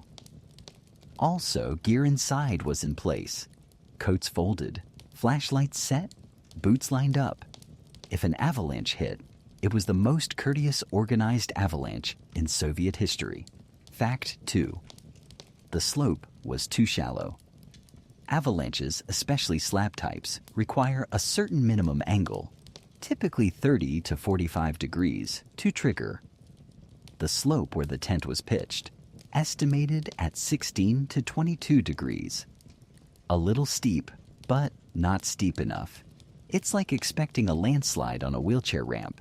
Fact 3. No debris path. Avalanches leave behind clues, shifted trees, displaced snow, debris trails. Rescue teams, many with military experience, found nothing of the sort. No slide scar, no telltale patterns, no signs of snow accumulation downhill, and the footprints still there. Untouched, calm, even steps leading away from the tent. You don't get that with an avalanche. You get chaos, but perhaps the loudest counter-argument. Fact 4, the injuries make no sense. Yes, some of the hikers had catastrophic trauma, broken ribs, fractured skulls, the kind of damage you might expect from snow pressure. But they weren't buried. They weren't under meters of snow. They were in a ravine, under a few feet of snowfall, and their bodies showed no external wounds, no bruising, no cuts.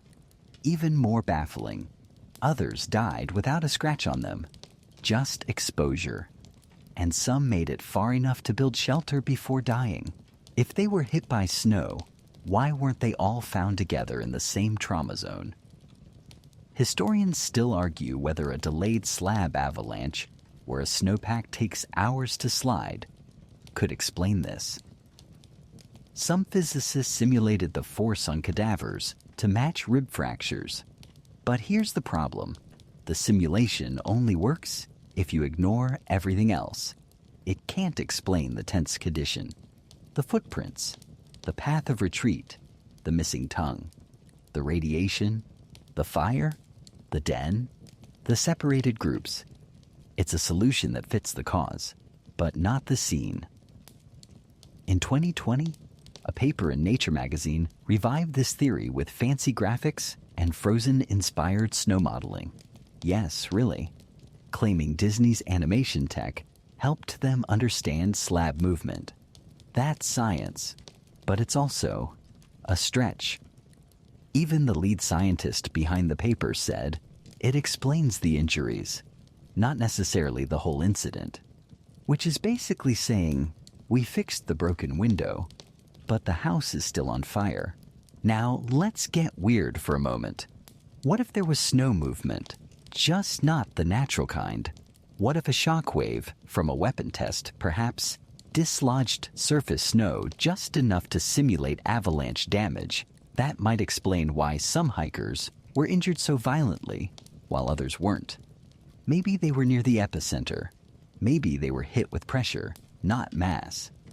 It could also explain the sudden panic, a blinding light, a low boom, a pressure drop. Instinct takes over. They run, the tent gets sliced, the group scatters. But again, no craters, no seismic data, no admissions, just questions. And here's something that keeps people up at night. The Soviet government had every reason to endorse the avalanche theory. It's natural.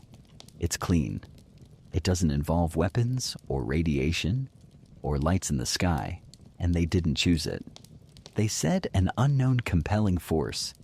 Even they, in all their cold efficiency, knew it didn't add up. Let's throw in a quirky historical nugget here. In 1960, a Czech researcher published a classified internal memo claiming DYATLOV Pass was used as a weather manipulation test site. The Soviets were, allegedly, experimenting with cloud seeding and electromagnetic wave bursts. The memo discredited, never verified, but it shows how desperate people were to explain what couldn't be explained. Avalanche believers still defend their theory with passion. It's science. It's plausible. It's Occam's razor. But DYATLOV isn't a case that fits razors. It's a knot. A frozen riddle that snaps every time you pull. The avalanche theory might soothe the surface, but beneath that snow, it still screams. Break time, Sideruz. It started with a crackle. Not thunder, not voices, not the growl of snow shifting. Just a quiet crackle. The kind you might hear on a bad radio transmission. Or maybe on fabric warming near heat. And then the sky changed color. Witnesses that night, hikers from another group 50 kilometers south, reported orange orbs floating above Kolachacal. Silent, low, pulsing. The descriptions are eerily consistent. Glowing spheres hovering near the ridge. No noise, just light. We thought it was military flares, but they didn't move like flares. One of the witnesses, a student named Valentin Yakimenko, told investigators he saw 3 lights, aligned like a triangle, drifting slowly over the mountains. No aircraft, no trails, no boom, just light. If it had been one person, easy to dismiss. Hallucination, misidentified star, Soviet vodka. But it was dozens, from different vantage points, at the same time. And the DYATLOV hikers. They were directly underneath. Now, let's not dive into aliens just yet. Or let's at least knock politely before barging in. There's something even stranger than extraterrestrials' radiation. Because when the bodies were recovered, especially Semyon Zolotaryov and Yuri Krivonishenko, traces of radioactive isotopes were found on their clothing. Not sky-high levels, but enough to trigger Geiger counters, enough to be noted in the report, and enough to be whispered about for decades afterward. So where did it come from? Possibility 1: contaminated environment. Krivonishenko had worked at Mayak, the site of the 1957 Kishtim disaster. A nuclear accident the USSR buried so deep it took the West 20 years to confirm. Could he have carried contamination with him? On clothes and gears, maybe. But the group's equipment was new. Most of the clothing was shared. And others, not exposed to Mayak, also tested positive. Possibility 2: military testing. This is where things get Cold War flavored. Some researchers believe the group may have unknowingly wandered into a classified test zone. Maybe a parachute mine, a bomb that explodes mid-air, using air pressure to incapacitate without debris, or maybe a radioactive dispersal test to study fallout patterns. It sounds dramatic, conspiratorial, but the trauma patterns match a blast without shrapnel. Internal crushing, no external wounds, and radiation would make perfect sense. Even the injuries line up. Zolotaryov had rib fractures from the side. Thibaut Brignol had a single skull fracture, focused like a punch from a god. Dubinina, missing her tongue, eyes, and lips, had internal hemorrhaging. But again, no external trauma. It's like her body broke from the inside out. Historians still argue whether these injuries could have come from blunt trauma or pressure waves. One thing's clear: something hit them. Hard. Let's circle back to those lights. Several other groups of hikers came forward in the months that followed. Not from Reddit, from actual Soviet hiking clubs. They described orange fireballs in the same area. Silent, fast, seen from dozens of kilometers away. Too slow to be meteors, too low to be satellites, and not flares. They lasted too long. In the official files, these sightings are acknowledged, but dismissed as coincidental. You know, like when a city explodes and everyone simultaneously sees blinking UFOs. Just Tuesday stuff. Some theorists tie this to Operation Mercury, a rumored high-altitude balloon project involving radioactive payloads. The idea? Release trace amounts of radiation to study wind currents. It's a reach. There's no proof, but it would explain 3 things. The orbs, the radiation, the abrupt government shutdown of the investigation. But even if that's true, why flee the tent? If a balloon released something from above, it wouldn't trigger instant panic. Unless they saw it, heard it, felt it. A light in the sky, a descending hum, static in the air. And suddenly, your instincts scream. You can't unzip the tent. You don't have time, you slash. The cold doesn't matter, your boots don't matter, just get out. And then silence. No blast crater, no debris, just air, bruised by invisible fists. Here's a creepy detail. Some of the clothing that tested radioactive was borrowed from others. Meaning, whatever the source, it wasn't limited to one hiker. It had spread. That suggests exposure at the scene, not before. Now, about the alien theory. Yes, it exists. Enthusiasts point to the orbs, the surgical injuries, the missing soft tissue. Some even claim the group was abducted, studied, and returned. Their bodies broken, but intact. You know? Gently shattered. It's a stretch. A big one. But when the official explanation is an unknown compelling force, even aliens sound oddly rational. Still, most historians push back. They say no ships, no footprints, no physical evidence. But then again, there were no physical explanations either. So what's more ridiculous? A lack of proof from another world, or a mountain that crushes organs without touching skin? Here's a final eerie note. In the group's recovered camera film, there's one photo, half blurred, half lit, of what looks like a bright sphere in the sky, far above the slope. Some say it's an overexposed frame, a light leak. Others, they swear it's what the hikers saw before they ran. No one knows. Because after that frame, the film ends, just like their story. There's one question that breaks the whole case wide open. Why were some of them nearly naked? Two men, Krivonishenko and Doroshenko, were found under the cedar tree, wearing only underwear. No boots, no coats, in the middle of a Siberian winter. At first glance, it seems obvious panic. Flee the tent, no time to dress. Simple. But here's the twist. Some of the others were wearing pieces of their clothing. The last 4 hikers found in the ravine were wrapped in rags of the earlier dead. Zina's scarf, Doroshenko's wool shirt, Krivonishenko's pants. Some had 2 hats. Others wore 4 socks. The layering wasn't random. It was strategic. So let's talk about the morbid reality of high-altitude hypothermia. It's called paradoxical undressing, and it's exactly as unsettling as it sounds. When the body reaches the late stages of hypothermia, the brain misfires. You lose the ability to regulate heat. Your skin begins to feel burning hot. You become confused, disoriented, and in a desperate attempt to cool down, you start stripping. It's why so many bodies on Everest are found half naked in the snow. They died believing they were overheating, when, in fact, they were freezing to death. So is that what happened here? Historians still argue whether paradoxical undressing applies to 2 men sitting at a fire who had clearly enough sense to climb a tree and gather firewood. They weren't delirious.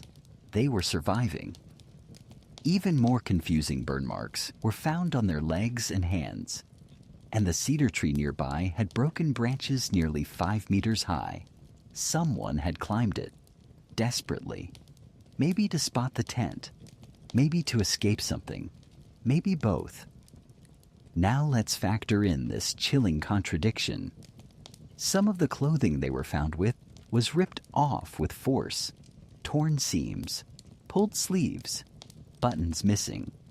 That's not self-undressing. That's stripping for survival. So what if the paradox wasn't mental? What if it was practical? 2 men die first. The rest, desperate, freezing, take their clothes. Not out of malice. Out of need. It's a basic survival instinct. Grim but logical. If your friend dies and you're freezing, you don't hold a funeral. You hold onto his sweater. So, why were they nearly naked? Because others lived longer. And now we get to a darker theory. What if the deaths weren't instant? What if the group splintered? Some fled, some returned, some waited, and death came in waves. That's exactly what the evidence suggests. 2 die first, Krivonishenko and Doroshenko. 3 try to crawl back uphill, DYATLOV, Zina, Slobodin. 4 retreat further into the woods, building a den in the ravine Dubinina, Zolotaryov, Thibault-Brignol, and Kolovatov. The last 4 survive the longest.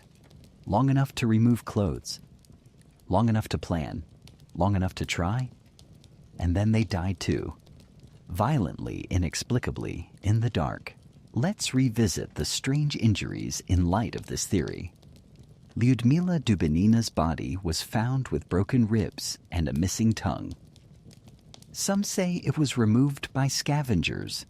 Others say the position of her head, face down in running water, led to decomposition. But there's a problem. Her tongue had been removed cleanly, and the muscle tissue was hemorrhaged, which indicates she was alive when it happened. Same with her eye sockets. Soft tissue missing. You don't hemorrhage post-mortem. Whatever took her tongue did it while she was dying. There are only a few scenarios that explain this. A, fall with direct oral trauma. Unlikely. No jaw damage. A convulsion during a blast. Possible, but no mouth injuries. or a deliberate removal. Let that sit for a second. Then add Zolotaryov, crushed chest, no skin trauma, like something heavy collapsed his ribcage evenly. Again, no bruising, no blood. Same with Thibaut Brignol, massive skull fracture, bone shattered, no sign of exterior damage. It's like the inside of his skull detonated. And then there's Kolovatov, neck twisted, face disfigured, not violently. Just wrong. His wounds are the most subtle, but unsettling in their own quiet way. Now, here's where survival logic and mystery smash into each other. These four, clearly injured, still built a den, still gathered clothes, still tried to last the night, which means they were not instantly incapacitated. The trauma came after. So what happened in that ravine? Some say they fell, but the depth wasn't enough. Others suggest snow compression, but there were no surrounding signs of collapse. Then comes the pressure wave theory. A silent concussive force like a shock wave from a high-altitude explosion could have compressed their chests without leaving outer damage. Military-grade tech, or something like a parachute mine, detonating above ground. It would explain the internal damage, the lack of surface trauma, and why the tent wasn't buried. And if this happened hours after the initial panic, it might also explain why some were nearly naked. They fled. They froze. They regrouped. They stripped the dead. They dug a den. Then something else came. Something loud, or silent, but overwhelming. And after that, only snow. There's a soft, tragic symmetry to this. The ones who died first gave their warmth. The ones who lasted longest left behind the riddle. And all of them, in the end, are still lying in the same place, scattered across a mountain named for death, half-clothed, misunderstood, and surrounded by the only force more enduring than cold silence. Break time 2s. If he had gone with them, he would have died. That thought followed Yuri Yudin for the rest of his life.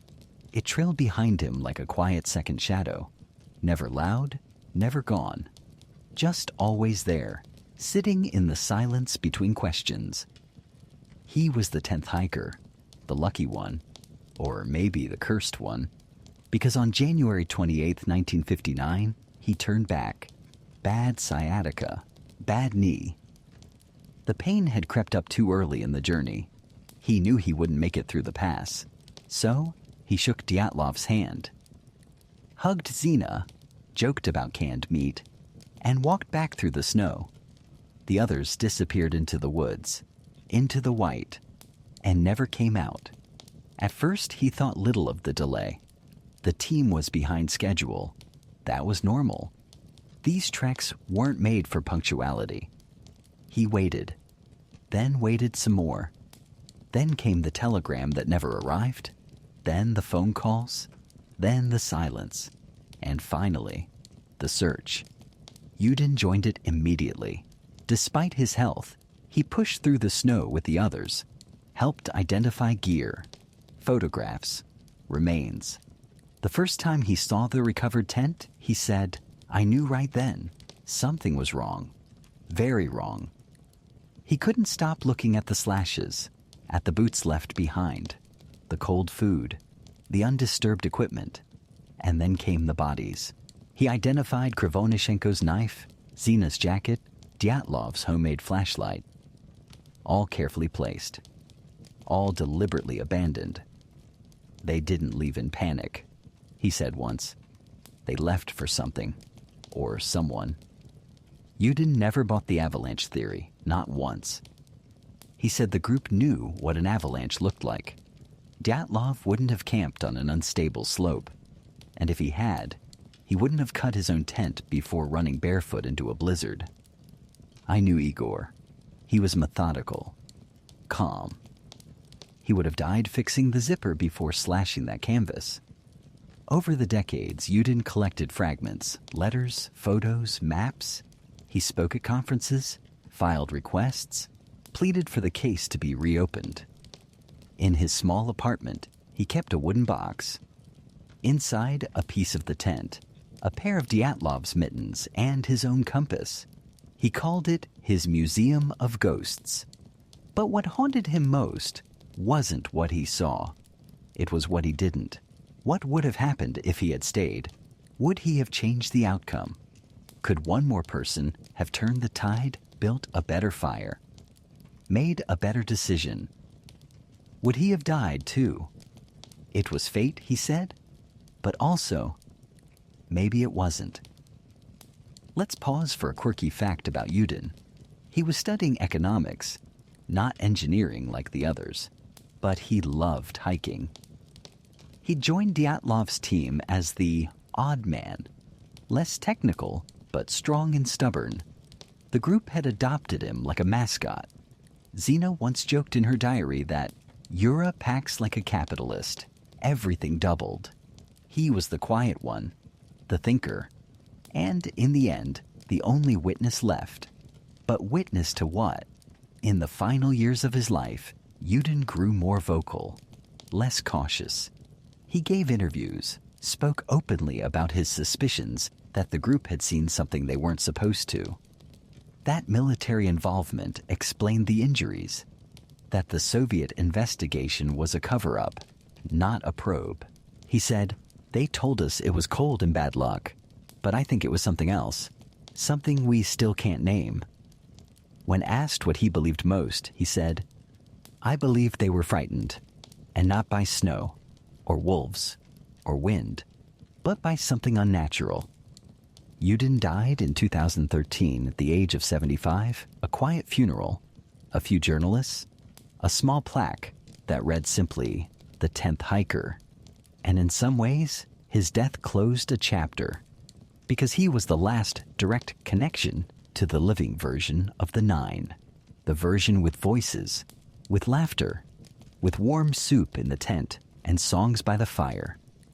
After he died, there were no more memories, just theories. But let's rewind. Before he left the group, Yudin took one last photo with them. Everyone huddled around a sled. Dyatlov standing tall, Slobodin smiling sideways, Xena leaning on her ski pole with that half grin that made boys stammer. That moment, that was the last time all 10 of them stood together. And in that photo, if you look closely, you can see Yudin's hand resting gently on the sled's frame. He wasn't smiling. He was already turning back. That's the moment he became the outlier, the survivor, and it never stopped hurting. In interviews, he often said, "They never told me goodbye like they meant it." And then he'd stare at the floor and add, "Maybe they knew something I didn't. Maybe they were already gone." We don't know what Yuri Yudin believed in his final days. He gave many versions. He was measured, careful. But the one thing he said over and over, it wasn't just the snow. It was something else, something we still haven't seen. Maybe we never will. But every unsolved story needs someone to carry the memory. And for over 50 years, that person was a quiet hiker with a bad knee who got lucky. Or maybe unlucky. Because sometimes the heaviest burden isn't dying with your friends, it's walking away. Break time 2s. Now we enter the part of the story that feels less like a mystery and more like a disappearance of truth. The investigation into the Dyatlov incident didn't end with answers. It ended with a shrug. A shrug in a government file. A shrug in a closed room. A shrug dressed up as a final report. The official verdict: the deaths were caused by an unknown compelling force. That was it. No appendix. No follow-up. No specific cause, timeline, or suspects. 9 people dead. Multiple trauma types. And the conclusion reads like a question mark wearing a lab coat. But here's what's worse. Parts of the case file vanished. Not all at once. Not in dramatic fashion. Just quietly. Like frost melting from paper. Autopsy notes incomplete. photographs missing numbers in the sequence, interview transcripts redacted, or rewritten, or simply not there. Historians still argue whether this was an intentional cover-up or good old-fashioned Soviet record-keeping, which is to say, bad record-keeping. But even in the 1960s, investigators whispered privately that the case had been interfered with. Evidence reinterpreted, witnesses reframed, and certain names never interviewed at all. Let's go back to Lev Ivanov, the lead criminal investigator. At the time, he played the part cold, rational, methodical. He coordinated search efforts, oversaw the forensic work, read every diary. He was the man meant to bring clarity. But years later, in 1990, long after the fall of the USSR, he gave an interview that left people speechless. He said, "I can no longer be silent. I was ordered to close the case without explanation, but I believe we were dealing with something we didn't understand." He went on to say that the military ordered him to drop all references to strange lights, radiation, or secret weapons. And even more bizarrely, he admitted, "I believe the deaths were caused by an unknown energy source, possibly even UFOs." Pause for a second. The lead Soviet investigator, a man with access to all the files, blamed not a storm or an avalanche, but an unidentified energy. He said he saw tree branches fused unnaturally, snow patterns that didn't make sense, and a magnetic field anomaly at the site that made compasses spin. Soviet UFO theorists, yes, that's a thing, have since latched onto Ivanov's confession as the smoking gun. Skeptics roll their eyes, but the fact remains, someone told him to stop asking questions. And in a country where questions often got you a one-way trip to Siberia, Ivanov did exactly what was expected. He walked away. Now, let's look at the files themselves. When researchers finally got partial access to the DYATLOV archive in the early 1990s, they found photographic negatives missing. Some entire rolls were absent.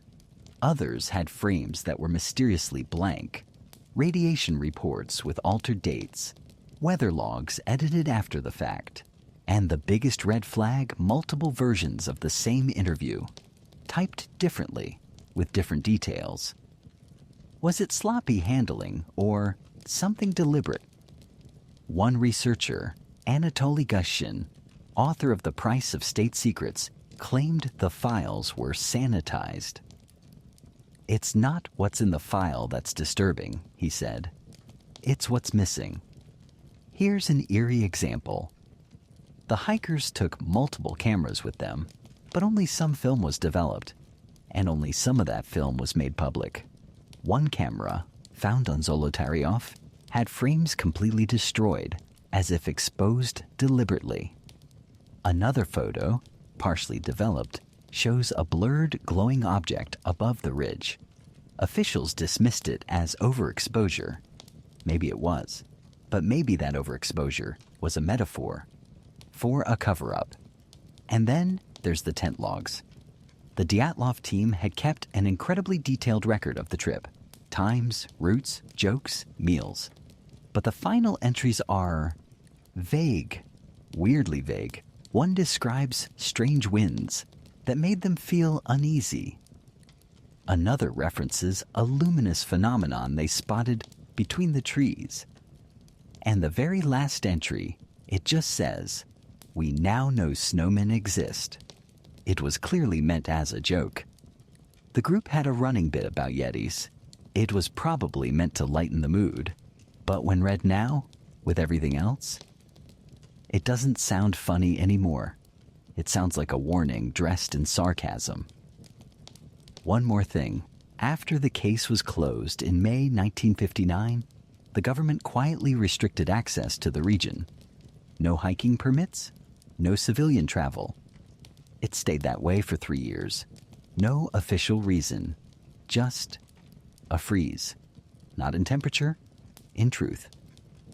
When questioned, The Ministry of Internal Affairs replied there were concerns about natural dangers in the area, like hypothermia perhaps, or silence, or compelling forces that don't leave footprints. So much of the Dyatlov mystery lives in the missing data, not the bodies, not the bruises, but the blank spots, the lost negatives, the misplaced notes, the way everything stops just before it explains something. It's like a jigsaw puzzle where the middle piece is gone and someone keeps insisting it was never there. But you know it was. You can feel the shape. And so could they. Break time twos. In 2019, the Russian government reopened the Dyatlov case. Not because they had found new evidence, not because they'd changed their minds, but because after 60 years of silence, too many people were still asking questions. Documentaries, books, websites, petitions. The internet had done what snow and secrecy couldn't. It kept the story alive. So the Prosecutor General's office announced they would re-examine the facts and resolve the mystery once and for all. Spoiler, they didn't. Instead, they gave it a facelift. Let's walk through what they did and what they didn't. First, the good. The 2019 investigation was the first state-sanctioned review of the case since 1959. It involved forensic experts, avalanche specialists, and even a few independent journalists. They visited the site, took soil samples, reanalyzed weather data, measured slope angles, interviewed old witnesses. One official said, "We are going to solve this using facts, not fantasies." And yet somehow it still felt like a performance. Because their conclusion? Avalanche. Again. Despite all previous doubts, all the contradictory evidence, all the expert pushback, the final verdict was wrapped in a tidy snowfall. They cited a slab avalanche, triggered by the hikers digging into the slope. The pressure shifted. Snow moved silently. The tent partially collapsed. Panic ensued. You know the story. We've heard it before. But this time, it had 3D modeling and cool graphics. They even referenced the 2013 Disney film Frozen as inspiration for the snow physics used in the simulation. Yes, seriously. Apparently, the animators had cracked the code on how slab snow behaves. So the researchers said, why not borrow Elsa's algorithm? This did not go over well with Dyatlov researchers. One historian dryly noted, "Great. We've gone from Cold War secrets to singing princesses." To be fair, the simulation was impressive. It showed how compact snow could crush ribs, how pressure alone could cause internal trauma without surface wounds. It did explain some things, but not everything. Still unanswered. Why did some flee without clothes, but others died with layers? Why were footprints still visible if an avalanche had passed over them? Why were the most severe injuries found away from the tent, not beneath it? Why did radioactivity show up on the clothing? Why were there light orbs in the sky, as confirmed by multiple witnesses? And the big one. Why was the area sealed off for years afterward, and why were parts of the original files still missing? Historians still argue whether the 2019 reinvestigation was sincere or simply a PR move, a way to placate the public without unsealing any uncomfortable doors.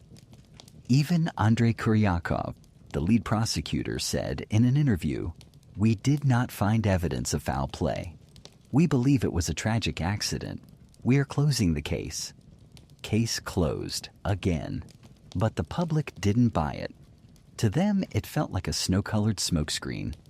Because let's be honest, if you take a story involving radiation, strange injuries, light orbs, missing tongues, KGB interference, and a mountain called Dead, and reduce it to, oops, snow happened, you're not solving the case. You're burying it. One quirky detail: the reinvestigation was launched not by a scientist, but by a journalist, Natalia Varsegova, who had spent years pressuring the state to revisit the case. She didn't believe in aliens, or yetis, or ghosts. She just believed in the truth. And her work pushed the boulder far enough to force movement, even if the movement led back to the same hollow conclusion. Still, the fact that the Russian state addressed the case at all, after 6 decades of denial, is telling. Something made them uncomfortable. Something wouldn't stay buried. In the aftermath, the case files were partially digitized and made public, and that's when internet sleuths took over. Reddit threads, Twitter maps, YouTube recreations. Theories sprouted like frost ferns on a window pane, each more detailed, each more passionate. Was it a parachute mine test? A high-frequency sonic weapon? A KGB infiltration? Gone wrong, or something older? Quieter. Nameless, we don't know. But here's what we do know. 9 experienced hikers did not make rookie mistakes. Their injuries did not match the environment. Their final decisions did not follow logic. Their story has outlived every official narrative. And despite all the digital noise, one simple, quiet truth remains. They were terrified. Whatever they saw, whatever they heard, it made them cut their only shelter, run into lethal cold, and vanish, barefoot, into wind and white. So maybe the mystery isn't what killed them. Maybe the real mystery is why the world keeps trying to explain it away, as if the mountain didn't mean it, as if silence isn't a verdict, as if sometimes the simplest answer is too frightening to accept. Break time Satuz. Now we enter the theater of the improbable, because when logic wears thin, when the last rational theory melts like old snow, the human mind drifts into stranger territories, and DYATLOV Pass. It's a magnet for the improbable. Over the years, dozens, maybe hundreds of theories have bloomed in the frost, some credible. Some 1 cup of cocoa short of a thermos. Let's take a twilight stroll through the most enduring and bizarre explanations for what happened on that mountain. Break time TEs. The Yeti theory. Break time TEs. Yes. The big one. Literally. Popularized by tabloid headlines and a few grainy photos of suspicious tracks near the campsite, the Yeti did it theory claims that the hikers were attacked by a large, hairy humanoid creature, possibly a relict hominid left over from prehistoric times, or just a very angry snowman. The only evidence one of the hikers' journals jokingly mentions Yeti tracks, and a blurry photo, frame 17 on a recovered roll, shows a figure among the trees. Now, let's be clear, it looks more like a hiker in a parka than a Himalayan cryptid. But in the absence of answers, it's snowballed. Pun intended. TV specials, internet memes, even a 2013 Discovery Channel mockumentary leaned into the theory. One called it the mountain monster that murdered. Quirky, definitely. Probable. Not really, but memorable. Oh yes. Break time, twos. The UFO theory. Break time number 2's aliens. Always with the aliens. This theory ties together a few key elements. The strange orange lights seen in the sky that night. The high radiation found on some of the hikers' clothes. The soft tissue injuries like Lyudmila's missing tongue and eyes. Surgically clean, not ragged. Advocates say it resembles abduction scenarios reported worldwide: sudden disorientation, group separation, exposure, missing time. But critics argue if aliens were involved, why leave the bodies? Maybe they didn't mean to. Or maybe the hikers weren't the target, just witnesses. That, in a way, is more chilling, because in this version, the group didn't die from a mistake. They died from proximity. Break time Tattoos, the secret weapon test. Break time, tattoos. This one walks the line between plausible and terrifying.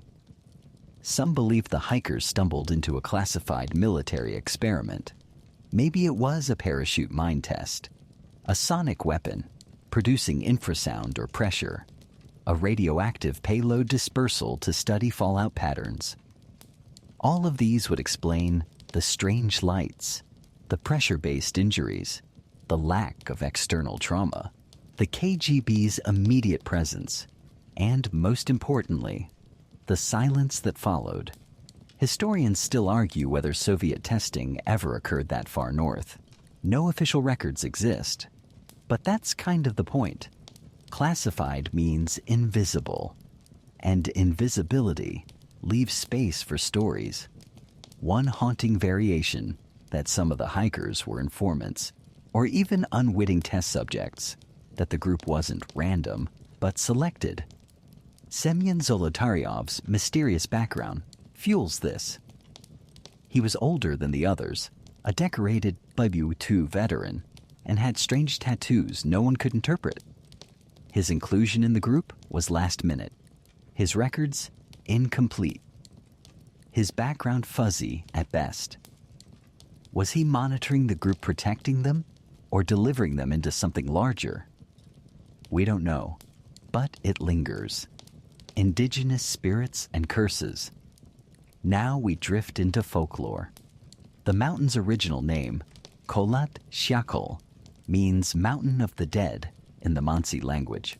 The Mansi are the indigenous people of the region, reindeer herders, deeply spiritual, with stories older than the trees. Some believe the area is cursed, a forbidden place, the site of ancient battles, a zone where the veil between worlds thins, and the deaths not caused by man, or snow, or science, but by violation. The hikers camped on sacred ground. They disturbed something that had been waiting, watching. One Mansi elder was quoted, unofficially, as saying, "The mountain remembers, the mountain takes." It sounds poetic. Until you remember, 9 people fled into darkness, as if chased by something no one could see. Break time. Twos. Psychological breakdown theory. Break time, Saber-Twos, a quieter, more clinical theory. Group psychosis. Perhaps a shared hallucination. Induced by hypothermia. Hunger, isolation, or less likely, contaminated food. Like moldy bread causing ergot poisoning. Think Salem witch trials. The idea is something altered their minds, made them panic, made them run, made them see things that weren't there. But this theory collapses under its own frostbite. The group was experienced. The decisions were tactical, not erratic. They cut the tent, organized firewood, attempted shelter, and there was no sign of madness in their journals just hours before. This wasn't a breakdown. It was a retreat, which implies something was worth retreating from. The final theory, all of the above. Maybe it wasn't one thing. Maybe it was a perfect storm. A rare snow slab shift causes initial panic. They flee, disoriented by infrasound. 1 or 2 are injured. They try to return, freezing, confused. Something else, a pressure wave or radiation exposure follows. Injuries compound. The survivors fight the cold, scavenge clothing, and slowly succumb. In this version, it's not a single monster. It's Siberia itself, cold, cruel, and indifferent.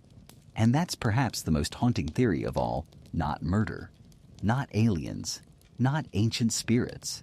Just a slow unraveling of order, one icy second at a time. Like snow sliding silently from a branch. Like a breath freezing before it reaches your lungs.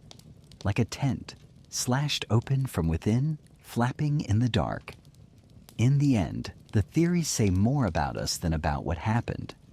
We crave closure, narrative, justice, but Dyatlov resists all 3. And maybe that's its power, because some mysteries aren't puzzles to be solved. They're echoes, meant to remind us that even the best boots can't outrun fear, that even the smartest minds can't see in snowblindness, and that even today, decades later, we're still standing on that mountain, looking up, asking why. Break time, 2. There is one tree in the DYATLOV file that still feels warm. Not literally, of course. It stands in one of the coldest places on Earth, blanketed each year in 6 feet of snow and solitude, but warm in the way that memory can be. Warm in the way that something becomes sacred, not because of what it is, but because of what was lost near it. It's the cedar tree. Tall, weather-warped, leaning slightly west. It still stands at the edge of the forest, where the first 2 bodies were found, Krivonishenko and Doroshenko, curled beneath it, barefoot, burnt, trying to stay alive in a world that had turned silent. That tree was the first clue, the first altar. Its branches were snapped 5 meters high, which means someone, desperate, had climbed it, maybe to escape, maybe to see, maybe to scream. They found bits of skin embedded in the bark, fingernails, a broken twig clenched in a frozen fist. No animal did that. That was human fear, scrawled into wood. And ever since, people have made pilgrimages to it. Scientists, conspiracy theorists, relatives, journalists, YouTubers, school teachers, children. They leave scarves, candles, coins, names etched into the snow. They whisper. Some say the site feels haunted. Others say it feels quiet in a different way, like the mountain remembers and chooses not to speak. Every year on February 2nd, a small group gathers there. They place 9 stones in a circle, 1 for each hiker. They don't say much. What can you say? There are no answers here. Just wind. Just the ridge, the tree, and the snow. But in all the years since, no similar incident has ever occurred on that pass. Thousands have hiked it, slept there, studied it, and nothing. No madness, no panic, no light orbs, no missing tongues. It's like the mountain took what it needed once and was done. But let's pull back now. Let's revisit who was lost. Not how, not where, just who. Igor Dyatlov, the leader, engineering student, calm, precise, adored by his peers. Zenaida Kolmogorova. Funny, warm, quietly tough. Wrote poetry in her trail log. Rustam Slobodan athlete. Liked practical jokes. Once skied a route with a guitar strapped to his back. Yuri Doroshenko stubborn. Brave. Once stood between a bear and his friends. Ludmila Dubanina bright. Fierce. Devoted to her beliefs. The only one who hated the cold. Semyon Zolotaryov, older. Mysterious. Tattooed. Possibly the protector. Possibly something else. Yuri Krivonishenko, the joker, the optimist. Once survived a nuclear cleanup. Alexander Kolovatov. Quiet. Intelligent. Gentle. Always the one fixing things. Nikolai Thibault. Brignol. Confident. Charismatic. Always dressed sharp, even in a snowstorm. They weren't symbols. They weren't plot points in a thriller. They were people. With mittens. And diaries. And arguments about sausage rations. And in a strange way, that's why we're still here. You listening in the dark, and me whispering across time. Because this isn't just about cold cases. It's about how memory defies frost. How names survive. How even when the world tilts sideways and 9 lives vanish into the snow, we still feel it. A presence, a hush, a shape cut into wind. And maybe that's the closest we'll ever get to the truth. Not in answers, but in remembrance. Because some things can't be solved, only honored. Break time turdues. Let's slow it all down now. Let the wind settle. Let the snow stop swirling in your thoughts. You've walked a long way tonight, through storm and silence, through theory and grief, through a story that never quite unfreezes. So let's just sit here for a moment. The fire's small but steady. There's no tent to cut, no mystery to run from. Just the crackle of wood, the sigh of snow settling in the trees, and that old familiar hush that only comes in the hours before sleep. Maybe you can still picture them. 9 shadows laughing as they lace their boots, passing a tin of cocoa, tightening scarf knots, scribbling little in-jokes into trail diaries. They had no idea they were stepping into legend. They were just trying to finish a hike. That's the part that catches in your chest. The ordinariness, the humanness of it all. Because it wasn't supposed to be a mystery. It was supposed to be a trip. Just snow and skis and songs sung off-key. Just a fire beneath a cedar tree. Just a photo taken at dusk. But history doesn't always care about intention. Sometimes it folds a story in half, leaves it unfinished, and hands it down anyway. And we're left to listen and wonder and whisper goodnight across decades of frost. So wherever you are right now, in a bed, on a train, curled up beneath a blanket of your own, breathe out. Let it go. You don't have to solve it tonight. You just have to rest. The footprints fade behind you. The ridge flattens into dreams. And the wind. It's just wind again. Thanks for staying with me this long. Thanks for remembering. Sweet dreams. If you've made it all the way to the end, leave a comment and tell me what story you'd like to hear next. I genuinely enjoy seeing and reading every kind word you share. Thank you for watching. Sweet dreams and good night.